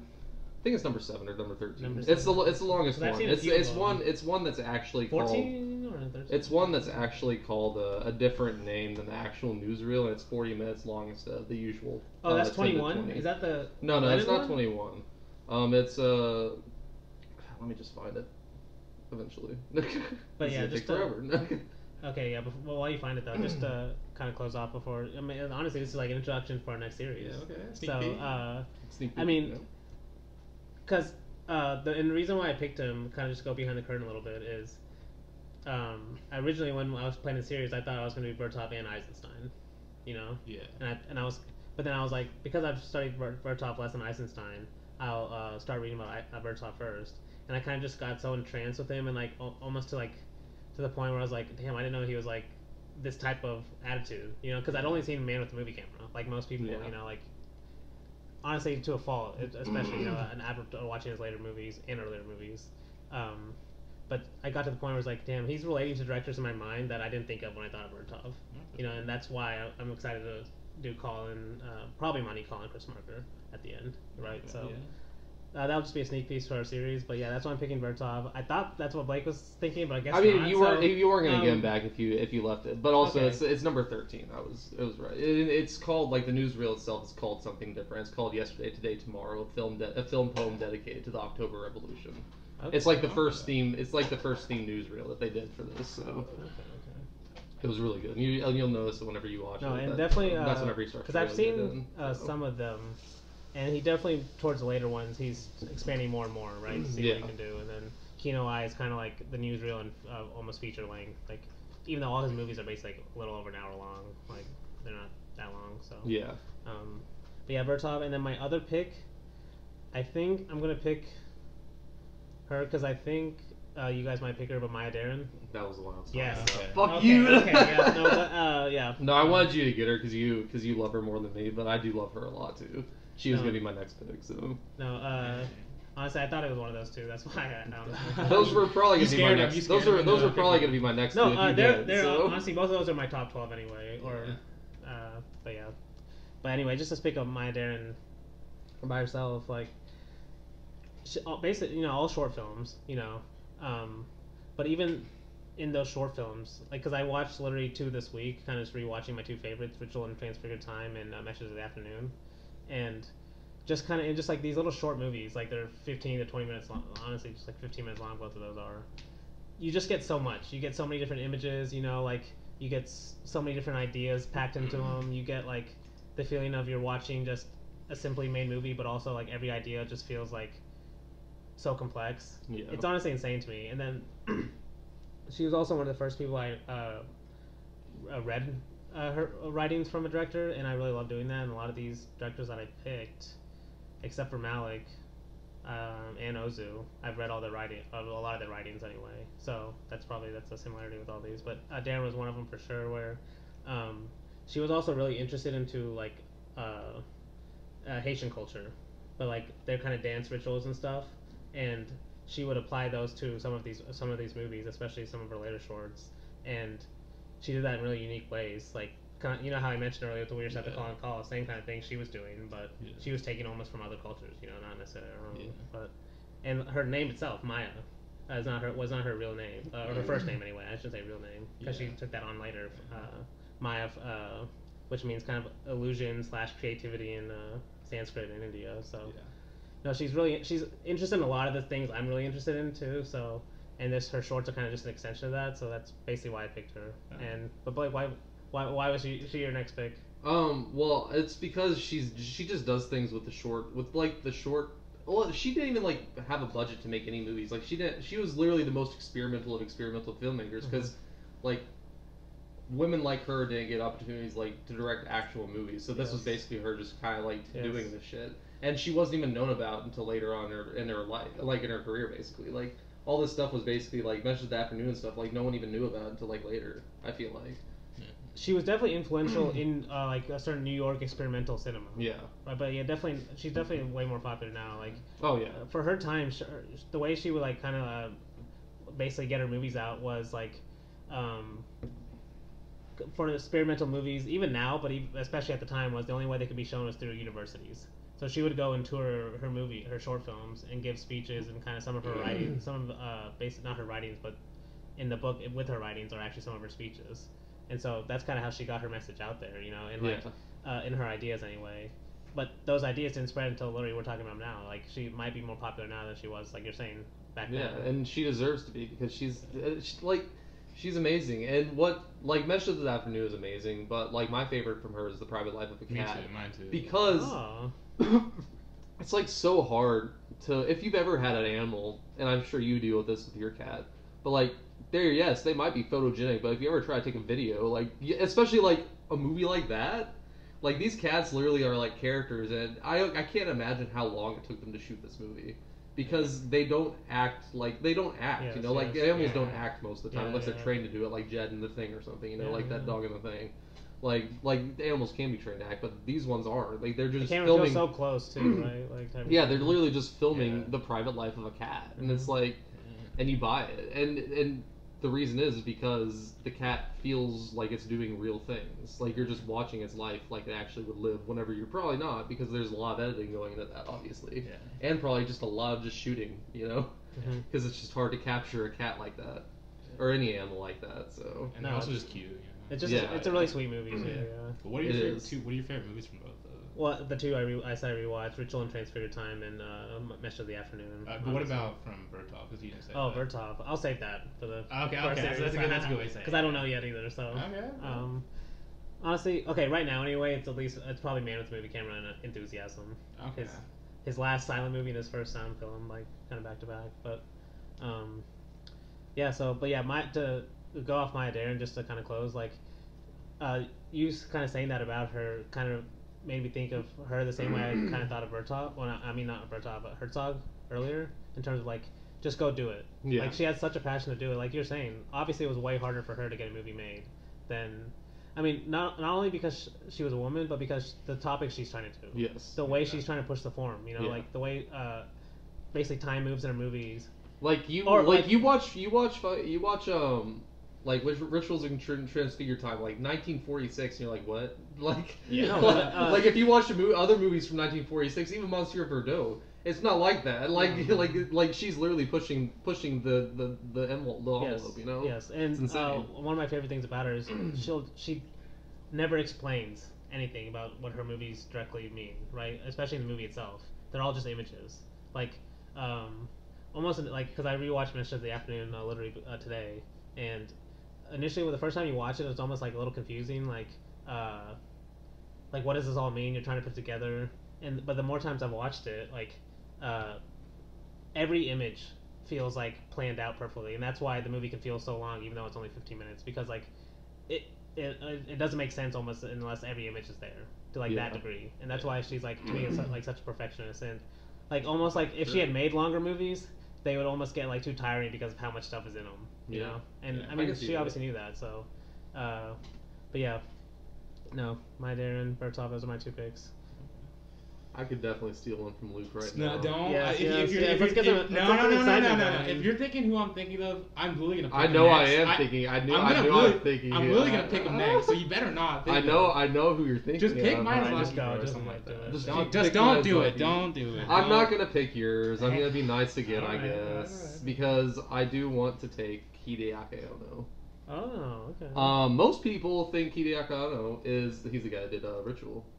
Oh, okay. Yeah, Ritual, Shin Godzilla. Okay. Most people know him from Neon Genesis Evangelion. He's not even like a lot of people don't even consider him a film director. They consider him an anime director. But I have to put him on my list because the live action movies he's done, Ritual, Love and Pop, and Shin Godzilla are all three amazing movies. Some of the best live action movies that like most directors couldn't even like dream of kind of making this. I feel like I don't know, like especially Ritual. Like Ritual is fucking amazing. Like Love and Pop is also like very, very, very, very good. But Yeah. Ritual's on a different level, and it's Shin just- Godzilla honestly is on a different level too in terms of like just the kaiju genre, in my opinion. Because I've seen a lot of monster movies, and Shin Godzilla is unlike any other monster movie you've really seen. You know. It's the only one I've seen, so that's the only one I can speak to. But I remember loving how like grounded it felt almost Yeah. for a guy. It's weird to literally talk about that for a Godzilla it's movie. literally a Godzilla movie where you spend most of your time with bureaucracy, Yes, you know, yes, and yes. it's like it's so amazing. But, like, I yeah, love you Shin can see Godzilla. like I was honestly thinking about this movie recently because watching some Kubrick movies, but Doctor Strangelove, in terms of that aspect of it, right? The whole like honestly, bureaucracy is the reason why both of those things happen. At the end, it's Godzilla in this one, but that one it's the bomb going off. Yep. Right? It's that kind of like literally, but like you're still getting it's- annoyed it's by the fan- bureaucracy, like almost the insanity of it, like Yeah. why nothing can get done, right? And that's why it's causing this madness at the end. Yep.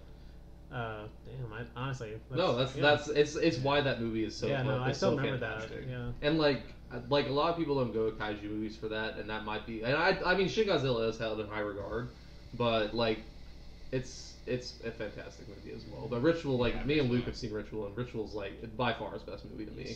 I've never seen anyone do something like that. You know, it's Yeah. entirely unique thing, and my favorite parts of the movie is how he switches from like the regular movie camera to like a digital like old camera. Yeah. You know, like just the way he mixes that in with the story yeah. too. Like, and it's just that movie just has so many beautiful moments that you're just It's just like one of the most beautiful movies about just like talking about loneliness also. Like if just you depression, that's another trauma.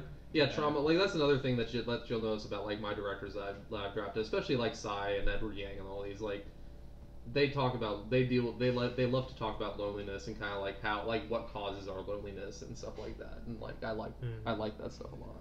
Joe's a lot like that too. So. Oh yeah, for sure. Oh for sure. Or it's Joe's off the chop. Off the I mean, chop. Herzog's got his moment. movies Oh, like that, Herzog's too, so. like yes, he's the more detached version of that for sure. But like in a way, that's why that he's doing that on purpose for sure. So.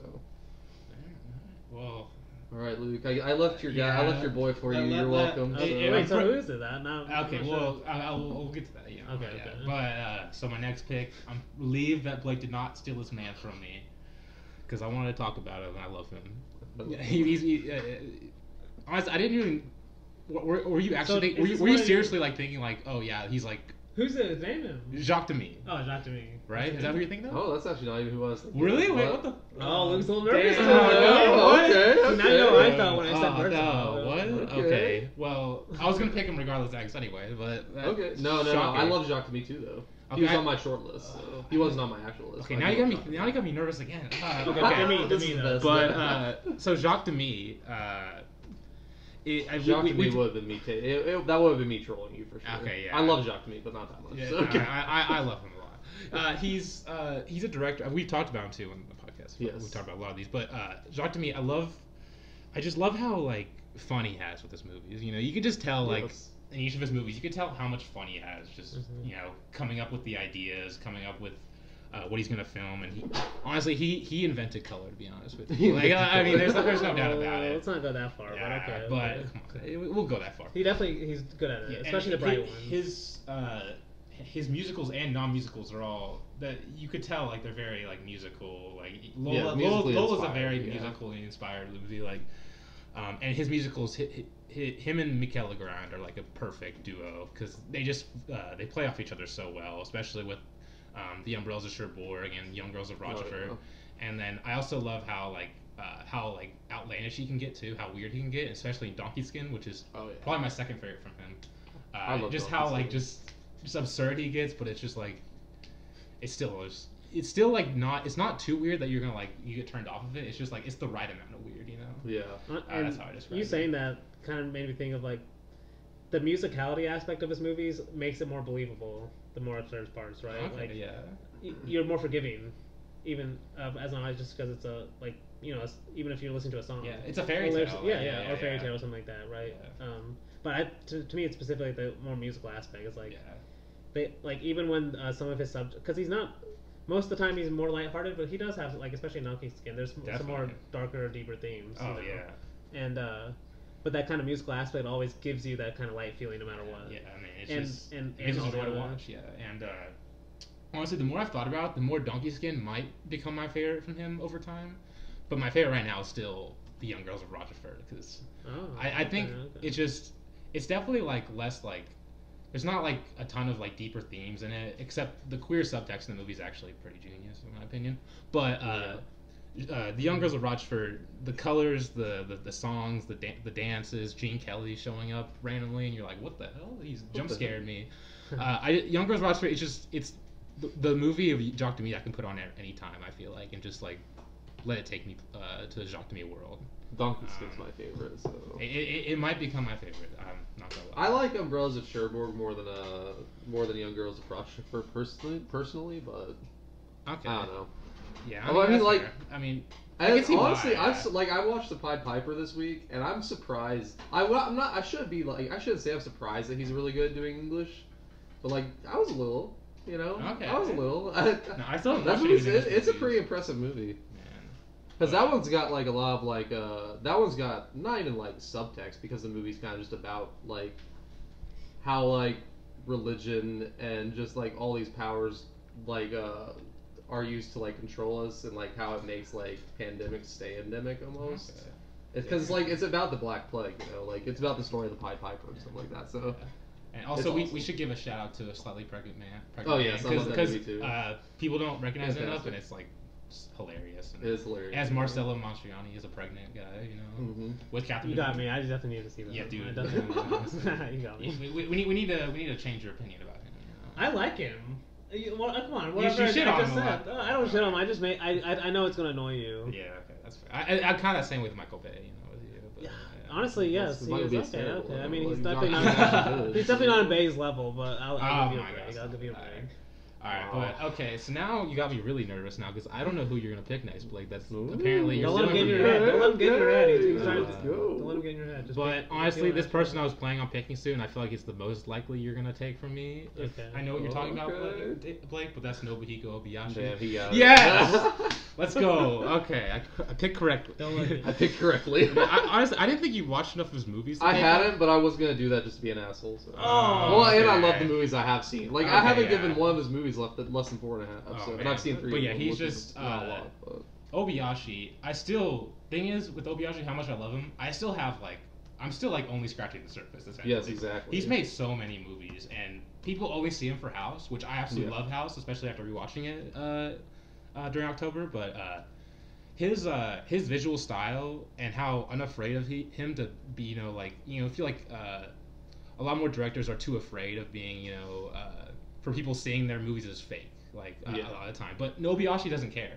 He's throwing like crazy outlandish visuals at you that you've never seen before. Mm-hmm. And thing is, like in House, I kind of made this comparison the other day. I was like, Obayashi hit from the difference between Obayashi in early in his career in House and later in his career in like Hanagatami, which is my favorite.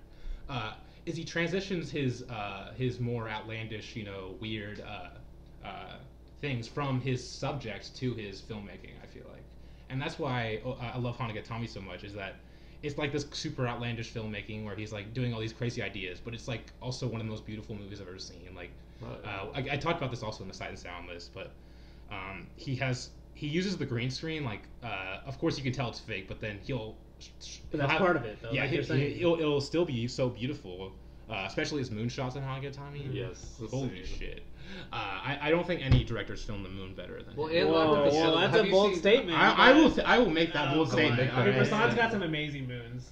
I mean, he's like one of the. Okay, you need to watch Hanagatami before I made that statement. Did you watch Labyrinth of Cinema yet? I have watched that, and it's definitely we definitely need to talk about Labyrinth because it's 3 hours long, and it's like the longest 3-hour movie you'll ever see, like the most information coming at you with movie. No, it's it's information overload. Oh man, but it's like you want that because he's literally like recapping like the whole of Japanese history through like cinema, basically through the lens of cinema, and like basically like he's like criticizing it, but also it's just like his love letter to cinema. Yeah, it's like him almost criticizing like. This is kind of where cinema's like kind of what cinema's done to like our country and like what it can do to our country and stuff like that. So it's really cool. Man, just one of the most unique, interesting auteurs you'll ever watch. Yeah. But oh man, also I need to give a shout out to his Motorbiker Island because that's like 80s 90s movies of his, but yeah, no, that's one of the ones that I haven't seen. I love so. it. He in that I movie, haven't seen a lot. In the movie, he'll like randomly cut between black and white and color. He'll back and forth from black and white to color just randomly, and I just love that. Like I don't even know if he really means anything behind it, but That's what I was about to ask. Do you think, not to go too deep, but do you think it's random, or does it feel random? I'm still trying to figure it out because I still haven't seen I've seen probably 5, 6 of his movies, and he has probably 30, 40 I need to watch. So I'm still trying to figure that out, you know. But yeah, No, he's definitely someone I got. I'm glad Blake didn't steal my man from me. You know? Thank God. I was thinking about it.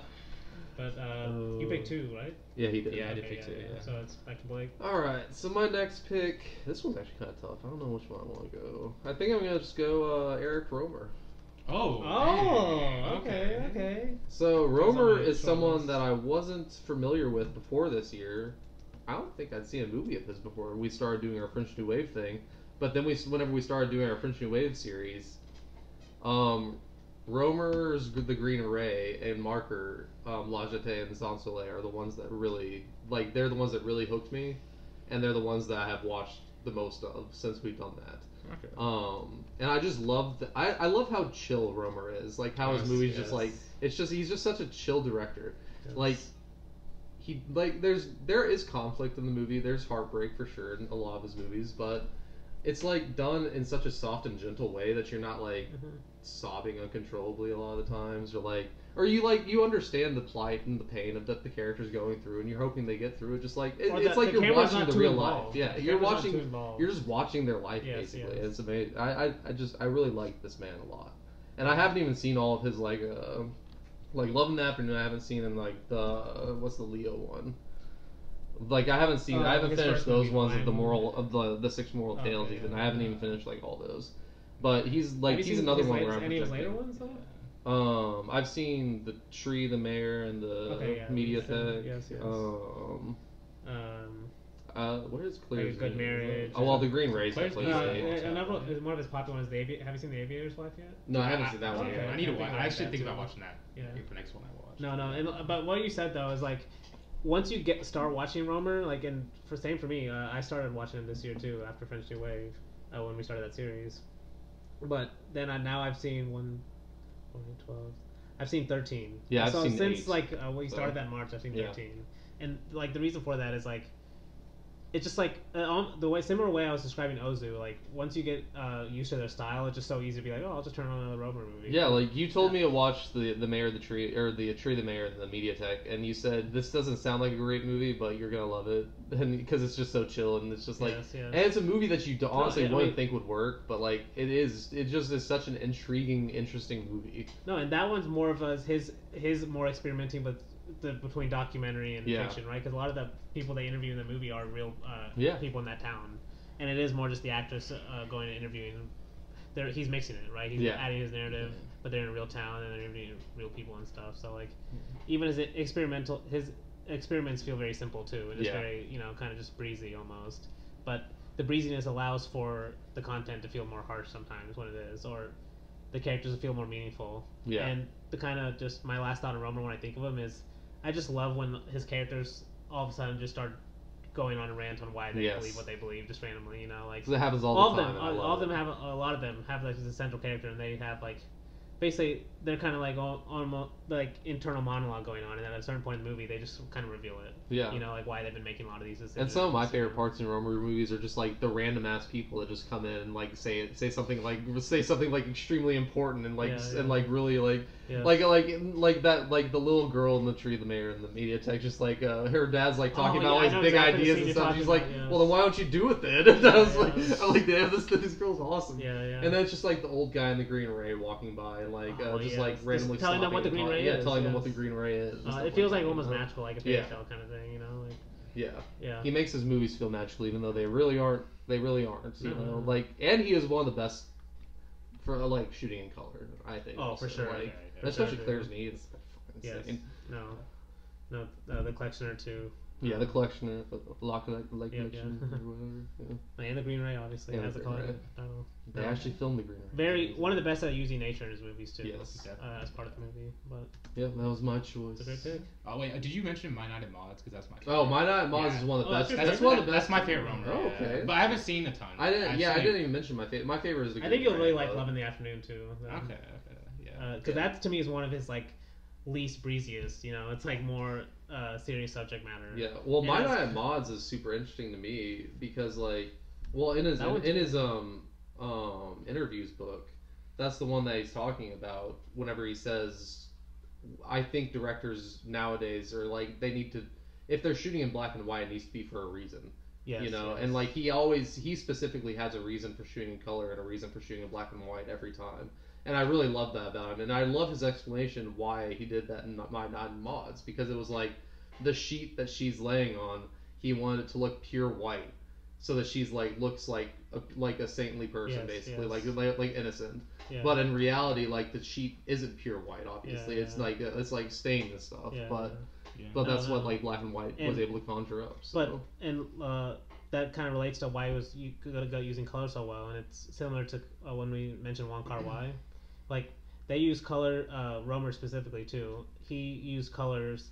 Like every movie had a specific color theme, you know, Yeah. and that's why they always feel like you can think of the color almost when you think of the movie, like the Green Ray or like the collectioners, like red and green, you know, like one or two colors like that are the themes of the movies that feel like part of the movie. But it's not itself, even just like you know? that. It's not, It's it's like- not just like random colors and random scenes Yeah. that look good. It's like the colors are specifically like when this character's on screen, you get this color. This character's on screen, you get this color, you know, and then. Or if he wants this mood, you're gonna get this red. Or if he Yes, wants exactly. This The mood, you're mood gonna is get what I this was gonna green, you say. know? Like Yeah. the mood is like whenever I think of color with him, it's like almost mood. Like he Yes, gets and even not even mood. It's like seasons. You know, like he captures the season extremely Yes, well. yes. Like Blood Collection News, it's like that feels like summer vacation, and that's what they're on in that movie. They're on like a Yes. summer vacation. Yes. Oh, and it no. feels exactly No, like he summer loves vacation. vacations too in his Yes. movies because Oh, like yeah.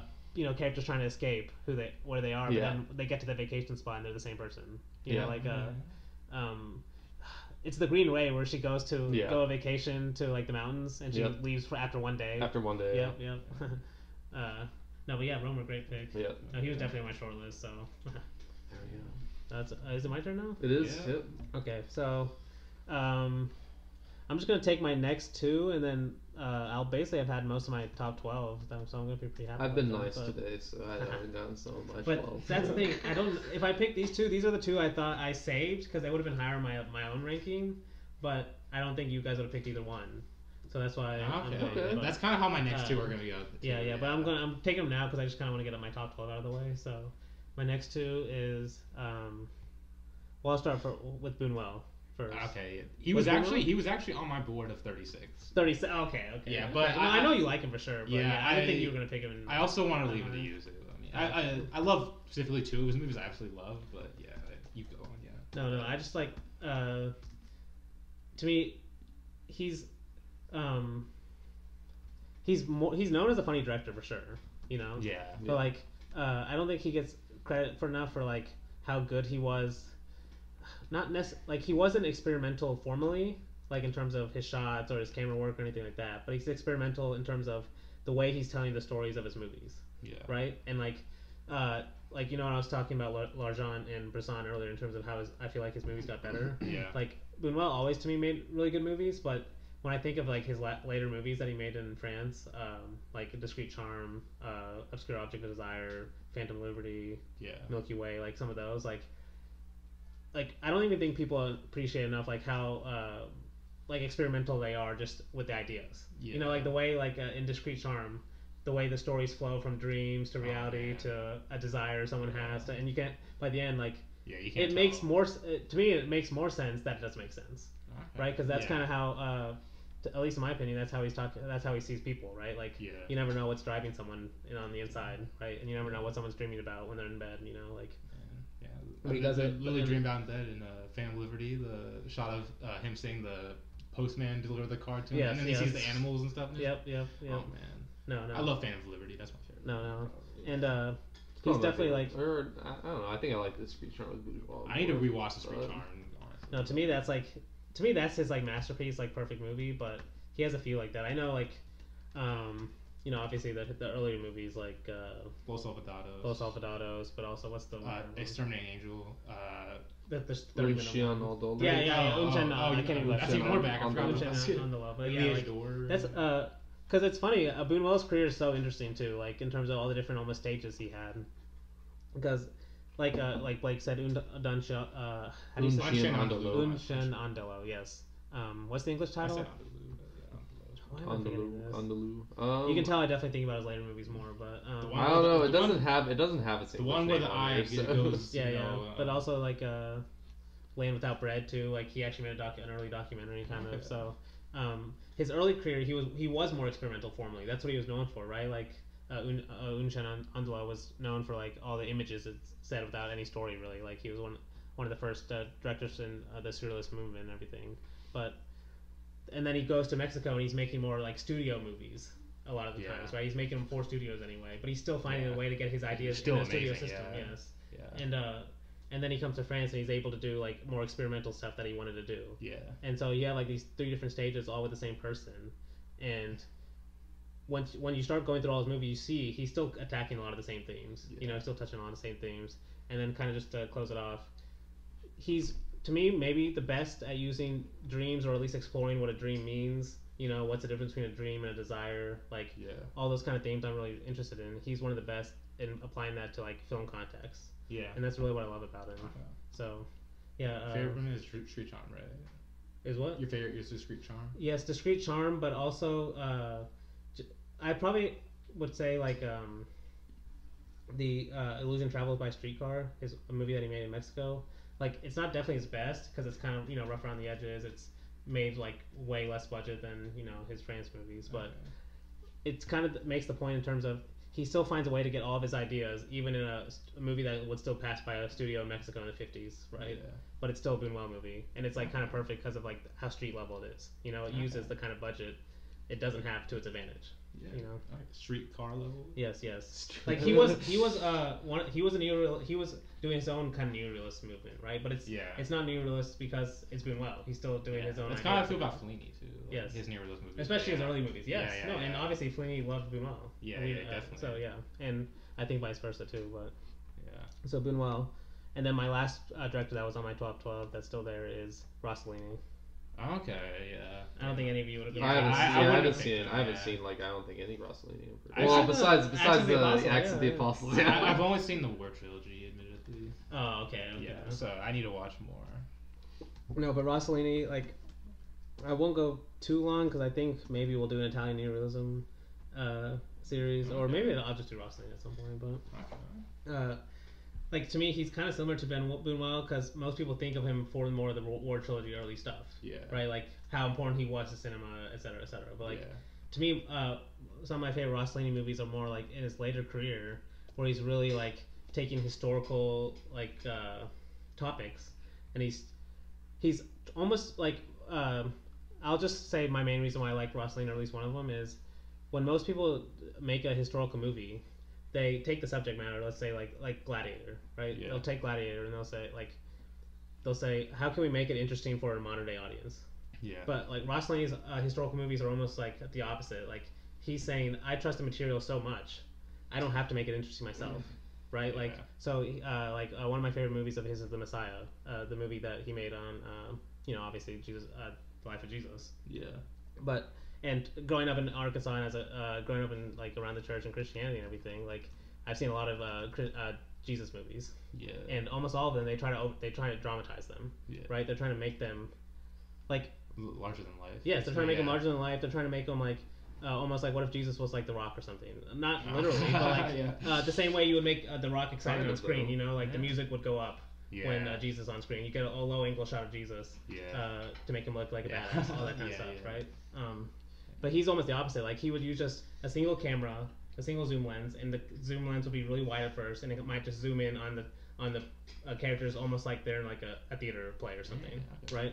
And he's doing that because he trusted just the topics itself so much, and that's kind of what I love about him, right? Like, like if he was making a Gladiator movie, he would just try to tell it almost like in a boring way, just so if you're a real historical fan of the time and era and stuff, you can just appreciate that aspect of it.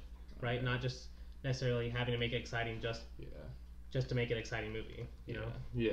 That's just one aspect. He's really interesting experimentally, but I'll just leave it there for now. Your point about him making like a Jesus movie that's like from like a different from the ones we usually watch, you know, growing up in the church. That made me think I really want to watch Pasolini's The Gospel According to St. Matthew, because Pasolini was a homosexual Marxist. I forgot. There's one more thing with it. Atheist. Atheist. Yeah, that's a big part of it. But yeah, he made a movie about Jesus, because I really. No, I'm interested in that one too, for sure. Because I thought you were gonna say Fellini, because Ross Lane and Fellini were definitely close collaborators for his early movies, and Fellini definitely owes somewhat a lot to. Every Italian getting his start. does, But the way Fellini got his start too was Ross Lane went. They wrote scripts together. Some of his early scripts together, right? But and honestly, I said that I was gonna end Ross Lane with that, but really, what I was getting to is. Rossellini, the same way Fellini did when we talked about it on the series, is kind of pushing what neorealism means. Yeah. Right? And so kind of what I was getting to with the whole historical aspect was, what if you made a actual Jesus movie, right? It's still trying to be interesting, but you made it in a neorealistic way. Okay. Right? Yeah. The same way you would do a modern topic, that's kind of how you approach those ancient topics, right? Like Socrates or Pascal or anyone, right? I might need to watch the Messiah. Oh, you should, dude. You should. Even though it makes me interested. Oh my gosh, yes. I think, especially if you grow. I mean, we live in a Christian culture anyway. We live in the Bible Belt. Yes, we live in the Bible Belt, and most people in America, they know about Christianity and they know about Jesus, right? So I think anyone can appreciate the movie because it's not over the head trying to tell you Jesus is God, you know, Jesus is going to save you, all this stuff. It's kind of just letting you see almost like in a kind of laid back manner, like these are the stories of the Gospels, you know. Okay. So.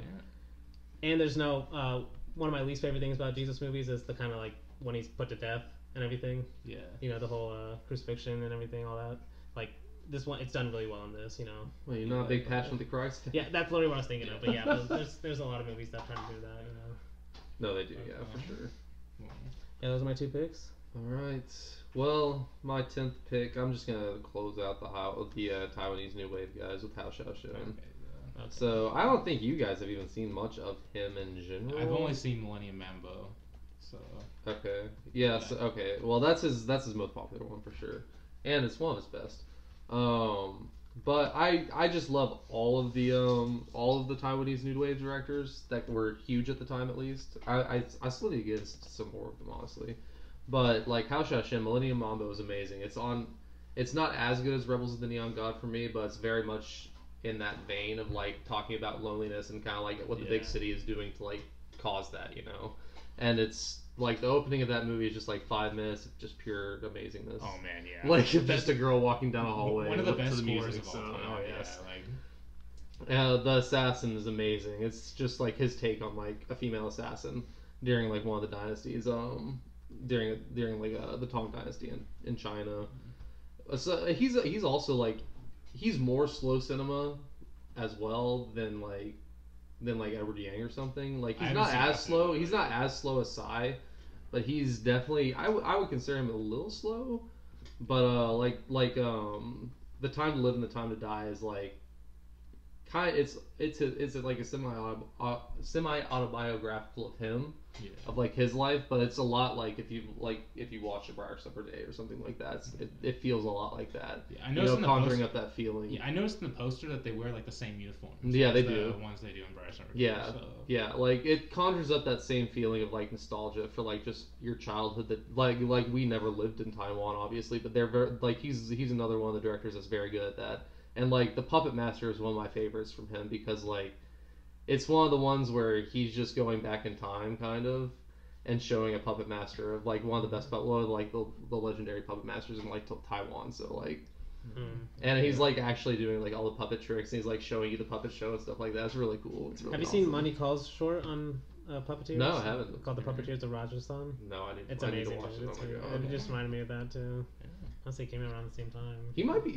He could also be influenced by Money Calls. Who knows? Yeah. Is Millennium Mambo your favorite? Or? Yeah, Millennium Mambo is my favorite, but the Puppet Master and the Assassin are both. Well, actually, no. The Time to Live and The Time to Die is my second favorite. Okay.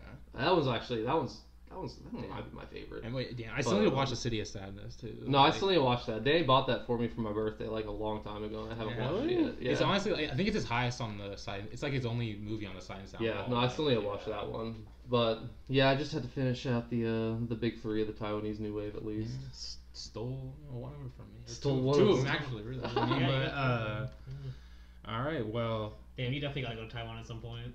Oh no, I'm definitely. You need to do them We all individually. do, We need to do it yes. individually. Oh, yeah. We've got the You can't do all directors in three Taiwan. in one series. I mean, honestly, that's crazy. Like, we're picking a director draft, and you, like, just from how small Taiwan is as a country, Yeah. like 3 of your top 12 is gonna be Taiwan. Is kind of crazy. Yeah, it is Yeah. crazy, honestly. I don't Well, I know, mean, you it's guys have amazing, stolen though. some of my picks too, but Yeah. they're- But I'm still saying it's cool though. It's cool. no, yeah, for sure.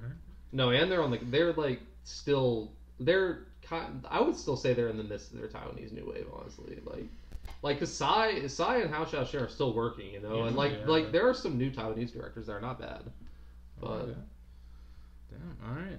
I can't remember the names. So my next two picks I've been saving because I you guys weren't gonna pick them, to be honest.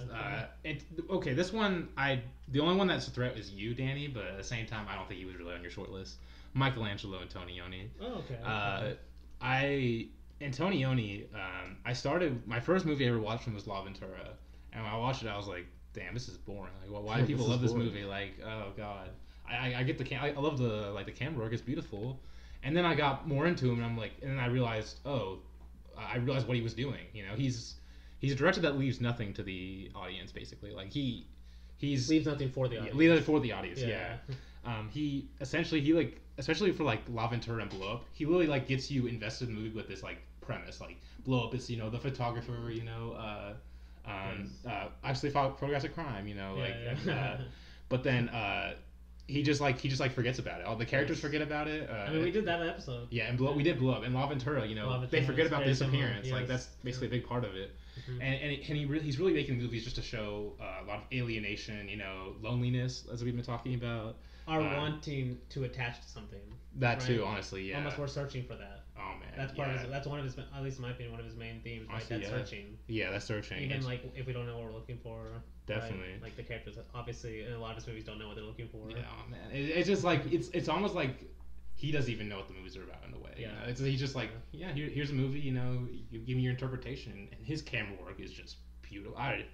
That man can frame a goddamn scene. Like, oh man, there's just some shots that live rent free in my head. And Blow Up's my favorite from him. We've talked about it, I guess, too, so I don't have to go too much into it. But I just love I just love all like the portrait of Britain at the time and how he incorporated his themes into that setting, because he's mainly filmed movies in Italy, but that one's in the UK, of course. Which you haven't seen The Passenger yet, though. Right? I have not. Oh, you really I need to watch that. Oh my gosh, but I also want to give a shout out to Leno, because I absolutely love Leno. It's probably my second favorite from him. And who's the actress? G. Monroe. Oh, Monica Vitti is. That's what I'm thinking of. Monica Vitti, yeah. Because she's in 2 of those. Yeah. 3, right? Monica Vitti and Antonio are one of the best music director parents ever. Red Desert. Red Desert's great too, but I love Leno because of his depiction, his camera work on like the steel buildings of like Milan, Italy, and just how he films the relationship between Antonioni and Moreau's characters. I can't keep my eyes off the the frames. But yeah, Antonioni, he's a director I'm still needing to watch, but I absolutely love. That's a good pick. But this next pick, I kind of saved him. I kind of didn't pick him before Antonioni for to make a point, because I find it hilarious how this is like one of the most acclaimed directors of all time, and I knew none of you two were gonna pick him. Ingmar Bergman. Oh, well, I haven't seen it. Yeah, like if we got like any other like cinephile to come here, like Bergman would be one of their first choices. Like, probably. Yeah. And I love Ingmar Bergman. It's his. You definitely love the '60s too. Now that I do love the '60s. Yeah. Fellini, Tarkovsky, Kurosawa, Tarkovsky. He only made 2 movies in the '60s though. I'm considering that generation of directors. Okay. All those people I mentioned are kind of the same generation. Yeah, but Bergman, we talked a lot about versatility. He's like Kurosawa. He's like versatile, and he's made so many classics. It's crazy to think about. But I just love how his themes of like existentialism and how like He's honestly he's like a faster paced Tarkovsky that's like more focused on like the religion part of things. I feel like at least that's my reading, and I just love how experimental he can get, how like how like basic he can make like some of the most basic filmmaking you've ever seen, like Autumn Sonata. It's literally just like a 2 hour like argument between okay, that's kind of straw manning it, but it's basically like it's only shot in like one house basically. It's basically like shows a relationship between just a mother and daughter just through conversation. And he makes this a 2 hour movie, and it's like one of the most gripping movies you've ever seen. But then he can also make something like Persona, where it's like super experimental. Yeah. Like you've seen some shots you'll never dream of, like even like no one else would dream of some of the shots in Persona. And that's gonna lead into my favorite film of his is Fanny and Alexander, and it's like it's like his masterpiece. Like thing is, Bergman, he has like 3 different eras, but like later Bergman, he just kind of this is kind of the landmark of later Bergman. Honestly, in my opinion, the landmark of his career, because Fanny and Alexander is like a 3 hour long. Okay, the theatrical version is 3 hour long, but it's a 3 hour whichever version you want to watch, just like epic about a family. And he ties like every emotion in the book. It's some of the most beautiful filmmaking, some of the flawless filmmaking I've ever seen. I talked about my science. It's hard to talk about because there's just so much to talk about. But Fanny and Alexander is one of the best movies I've ever seen, and I honestly, you're kind of calling us out too with this pick because me and Blake can barely talk about it. Like I've seen a few of his movies, but even the few I've seen, it's been a while. Yeah, you know? Like, same. It was like when I was first starting watching. You guys need to get back into it because Fanny and Alexander. I'm sorry. I watched it Christmas Eve last year, and I'm thinking I'm just gonna watch it every Christmas Eve every year. Oh, is it a Christmas kind of movie? It is. It starts at Christmas basically, the first like half of the movies in it at Christmas time, but. Just the epic portrait. It's his epic, in my opinion. That's how I think about it. It's his epic movie that he made, like, you know, towards the later part of his career. That is just so amazing. But yeah, Ingmar Bergman. Wild Strawberry is my favorite from him that I remember at least. But I love Wild Strawberry. I've only seen 4, so. Damn. No, yeah, I've only seen 4. No, yeah, 5. But I was confident you guys weren't gonna pick him. So that's the reason why. Alright, Blake, what's your... Alright, so my next pick is going to be a me pick, and it's going to be a Meat Duda. Oh, okay. And this is basically my Monty Call pick because he's the student of Monty Call, I feel like. At least what I've seen, because like I remember watching Drupod with Dany and one of our other friends, and I remember there are so many shots in that movie where I've seen the exact same shots in the Meat Duda movies, you know, like, or like the same feeling, you know, like they love these like the shots that look like a painting, like they love those type of shots, just like the very long lens of just looking at something far away in the distance, you know, like just that immaculate framing and everything. Like he's only made I think 2 features technically. Like Nine Suk is his big one that he's made, and they made this other one called no, that's not the one. What is it called? It's Romkind, which is it was him going to like a glimpse in the life of an Indian tribe that's like going extinct basically because of like India trying to advance basically, like progress. And these people don't want their way of life to be gone, and he's just kind of filming their life that way. But Nine Suk is the one that I've talked about in this podcast before. Nice. You know, like it's the one where it's his his masterpiece, and it is amazing. It's like it's his version of like, you know, like him showing you what Nine Suk was looking at while he was painting it, but also at the same time showing like his movie can't do the paintings themselves justice because like it's dilapidated, you know, like everything he's looking at is dilapidated now because like just the passage of time, you know, has taken effect. So like yes, these are the same things that he was looking at. It's the same stuff he was hearing, but it's like not the same, you know. I don't know. It's just it's a very deep movie, and I love that movie a lot. But even his shorts are why I'm excited to watch him a lot of the times because he has so many experimental shorts that are just like really random. Like there's one that's called Wittgenstein Plays Chess with Marcel Duchamp or How Not to Do Philosophy, and it's like a 20-minute short, just like not live action at all, just like really weird animated type short, and it's really awesome. He's got like I don't know, he's just a very interesting director that literally no one's watched, and I feel sad about that because I feel like he's definitely in the same vein. He's definitely in the Monty Call vein. He comes from Monty Call specifically. And Monty Call also is another one that's not seen as nearly as much as it needs to be. Like, Oh, Like both, like these people need to be watched more, and that's one reason why I have them on my list. So, and because I love them, but I haven't seen any of his movies, so I can't comment. Yeah. So I need to. no, most people haven't seen this guy's movies. So like his most popular movie on Letterboxd is like 1.5 thousand long. So Now, are they still on movie? Or are they not on movie? I don't know if they're on movie anymore. I think they might have taken them off movie. I can look on Rare Film. I don't know if Okay, they're but on yeah, there. no, because I do need to watch his movies soon. Like, I definitely knew he was a student of Money Calls, but I just haven't got there yet. Yeah. But, yeah, because have you seen any of his? No. No, damn. So 2 picks in a row are most. I mean, me and Blake have seen at least some of the classics Yeah, of Bergman at least, but No, that's the thing. You guys he's seen 4 classes from Bergman, and that's not even half of them. Like Well, I haven't even seen Seventh Seal or Persona. for Persona. Yeah. Oh my gosh. But yeah. okay. Yeah. All right, just in time because I was looking for a quote from my next director who I'm gonna pick, and because I think these are my last 2 picks now, so Yep. I'm really happy with what my draft turned out. But my next pick is gonna be Ritwik Ghatak from also from Bengal, like the same as Ray, and made films at the same time as Ray did. But This is the guy River. yeah, River Called Titus. Yeah, River is Called Titus, okay. his probably his most popular, but that's the one at That's least. the one I've seen, and I absolutely loved it. So. Yes, no, I'm really glad you like that too, because I never know, especially watching that some of his movies for the first time, like they can kind of feel like distant because they're so different than what you would get from even a lot of art house or classic movies that we would watch. You know, like he's doing something so he's trying to be a certain way so tied to like certain forms of Indian melodrama. You know, like certain aspects of just Indian culture that are not parts of you know, just film culture in general. You know, and he in a lot of his movies he's basically paying respects, but at the same time, like I kind of mentioned with Money Call, and I should mention that he taught Money Call for a few years he was a film professor after he made some films, so obviously there's some connection with the directors I'm picking, but yeah, River Called Titus is definitely his most like kind of poetic love letter to the Bay of Bengal and kind of just the partition between Bengal and Bangladesh and India at the time.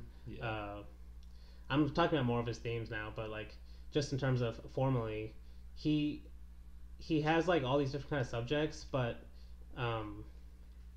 he even approaches them differently. Like sometimes, like he has this early movie he made in like the 1958 called The Runaway, and it's about this kid that leaves a village to go to the big city to kind of to, you know, basically make a living, right? And it's like so you think of Ray like that, right? Aparajito, you know, Ray's second movie in the trilogy, but his movies are so different, right? They feel more like and that's kind of it's kind of hard for me not to talk about Ray and Ghatak when I'm talking about together because that's how they're talked about most of the time. But like Ray is known as being like a master of like every shot is kind of edited perfectly. Like, but Ghatak's almost the opposite. He's kind of like how I talked about with Herzog, right? Like almost like you have to go and film directly first, like just go get something.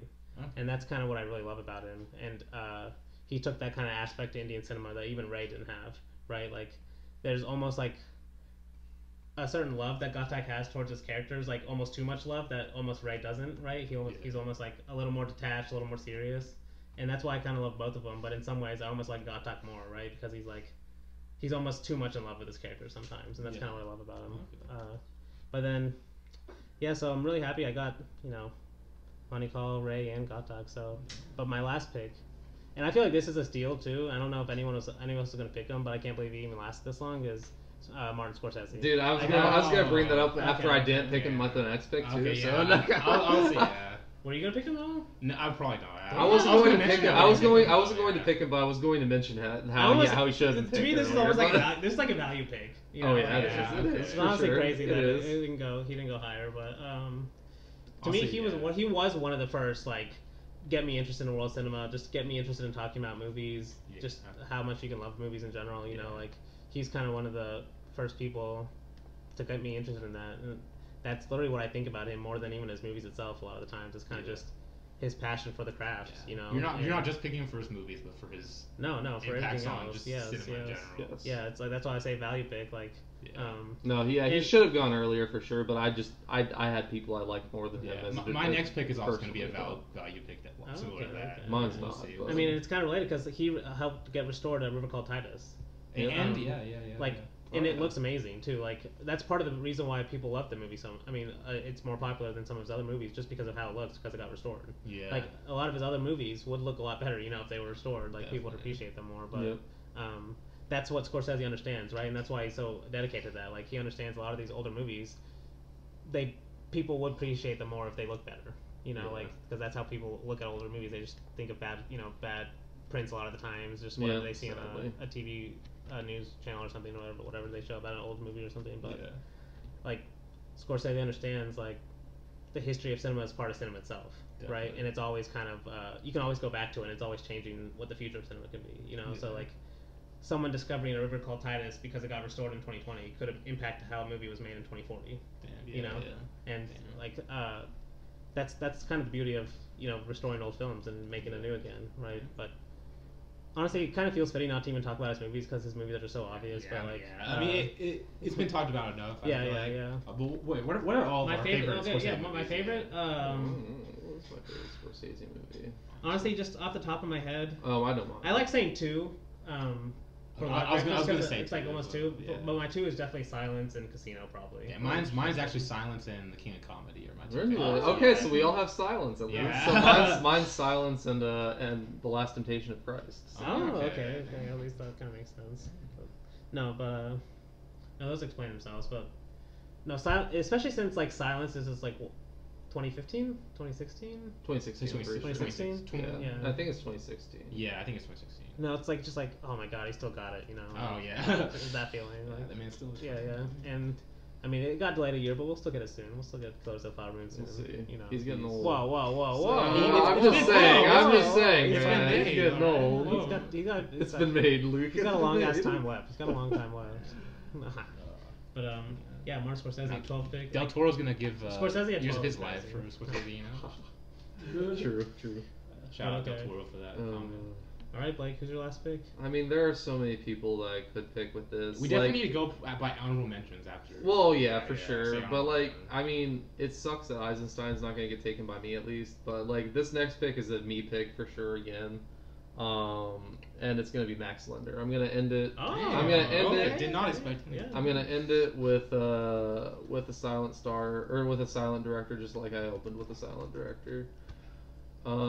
Max Linder is not someone a lot of people know about, and it's honestly a shame because he really should be talked about as in the likes of at least like a Chaplin and Buster Keaton, because this is literally a man that they themselves were quoted in saying helped them basically, or not helped them, but like that's who they like influenced them a lot. And you can tell, especially Buster Keaton was influenced a ton by Max Linder. But this guy was doing everything American cinema was doing, but like 10 years earlier, or like basically, like as Chaplin was getting started in 1914 with Keystone, like Linder was already he was already a huge star around the world. He was literally known as like the first international celebrity. So, and there's a reason for that. It's because his movies are amazing, and he's a funny guy, and one of the reasons is because of his eyes. And I know Dany knows that in some of the movies that he's watched of him. Like, it's his eyes and his reaction. Like, he's one of the perfect silent comedians, honestly. And his features are honestly amazing as well. Like the three, he's got like spoof movies like The Three Musketeers, or The Three Must Get Theirs. Actually, it's not The Three Musketeers. It's The Three Must Get Theirs. 7 Years Bad Luck is really good. But like, it's like he does so many stunts that are just mad. Like, he's like a madman would have to do these. He's like, that's why I consider him a lot like Buster Keaton, like, because they both do their own stunts and they're both like freaking ridiculous, crazy people, Mm-hmm. Like, I don't know. Okay. And I just feel like more people need to watch him because he was the biggest influence on like some of the biggest American like silent stars, and those silent stars are what made cinema what they are today. Harold Lloyd. Yeah, like Harold Lloyd was also influenced by Max Linder, and like like Chaplin was so influenced by Linder that whenever Linder committed suicide, like Chaplin literally closed down a studio for the day.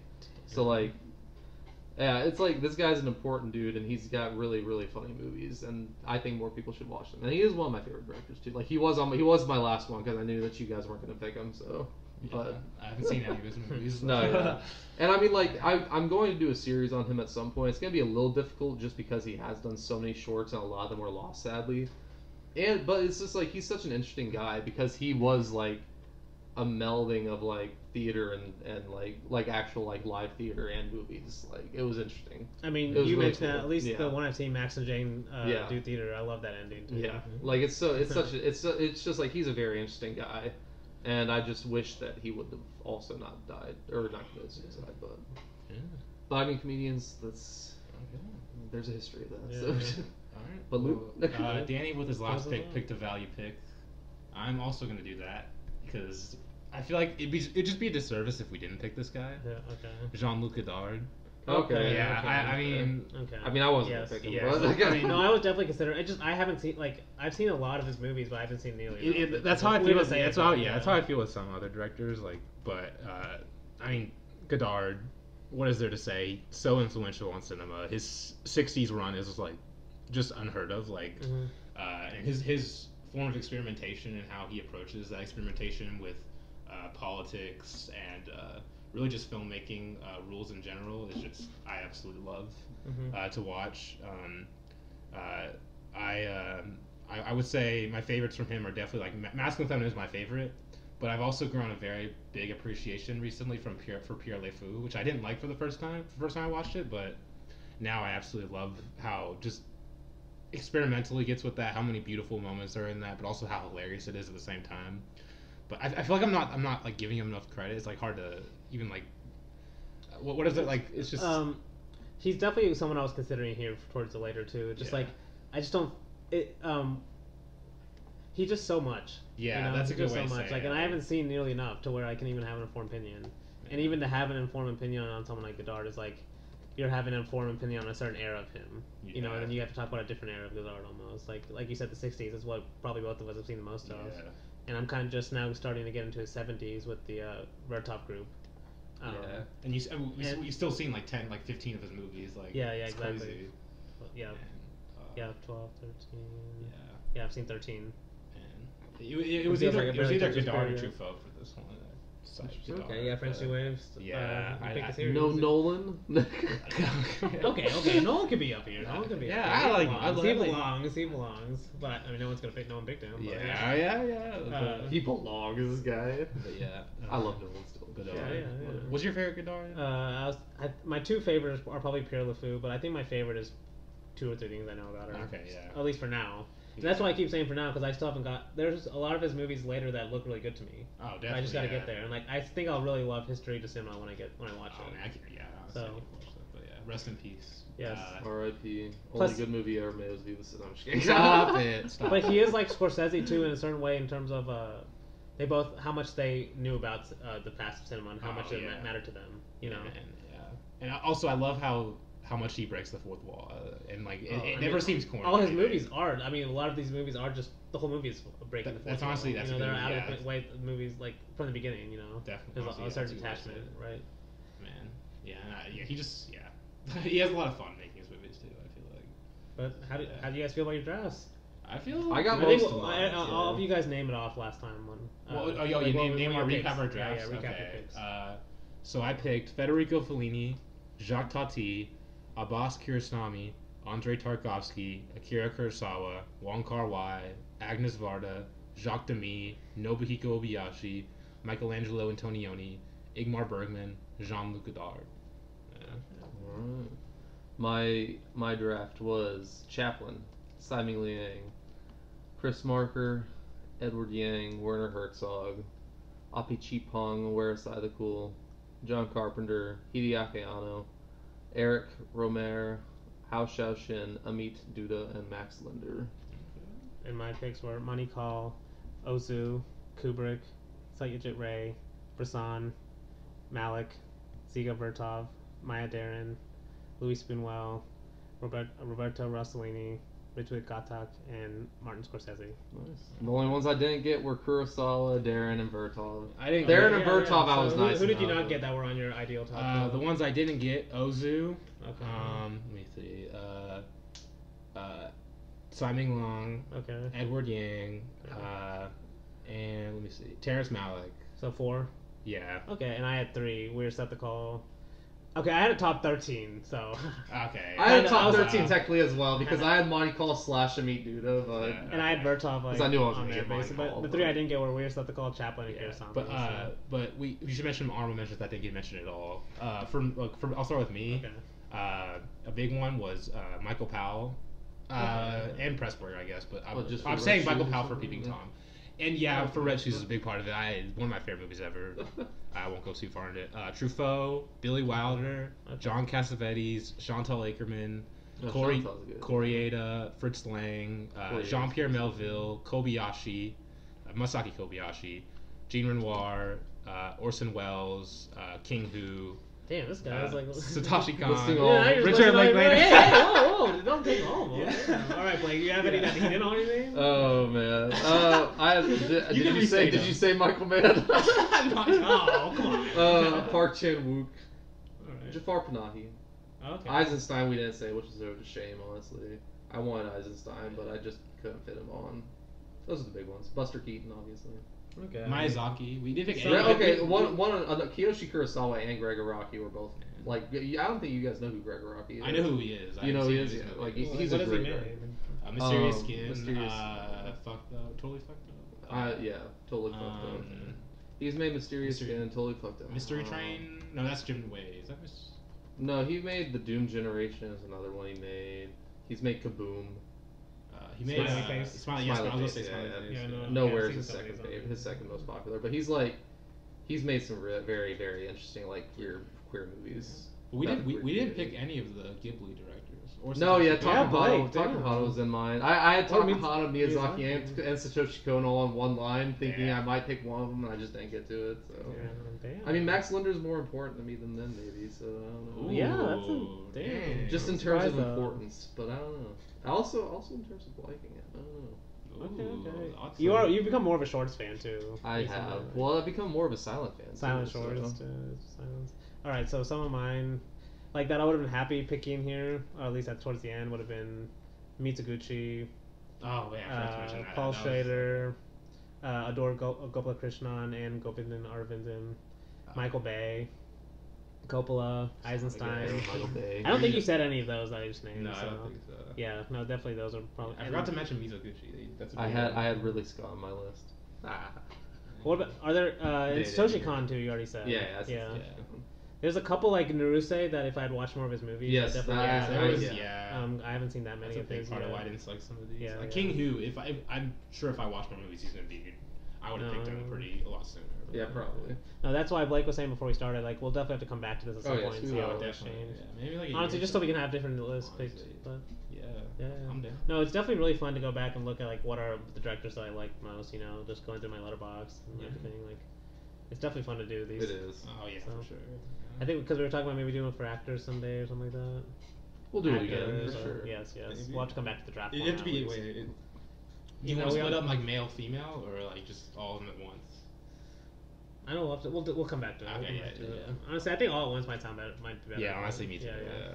But all right, close us off though. We're doing well, I've kind of hinted at it a few times throughout the episode, but we're doing Dziga Vertov, starting our series on Vertov next week. But yeah, it should be fun. I don't know what movies. Okay, we're doing Kino-Eye for sure, like his first kind of feature. And then I don't know which short I haven't picked the shorts yet, but Sweet. yeah, that'll be fun. It's gonna be fun. Let's go. All right, until next time. Hope to see you. Floating through the clouds.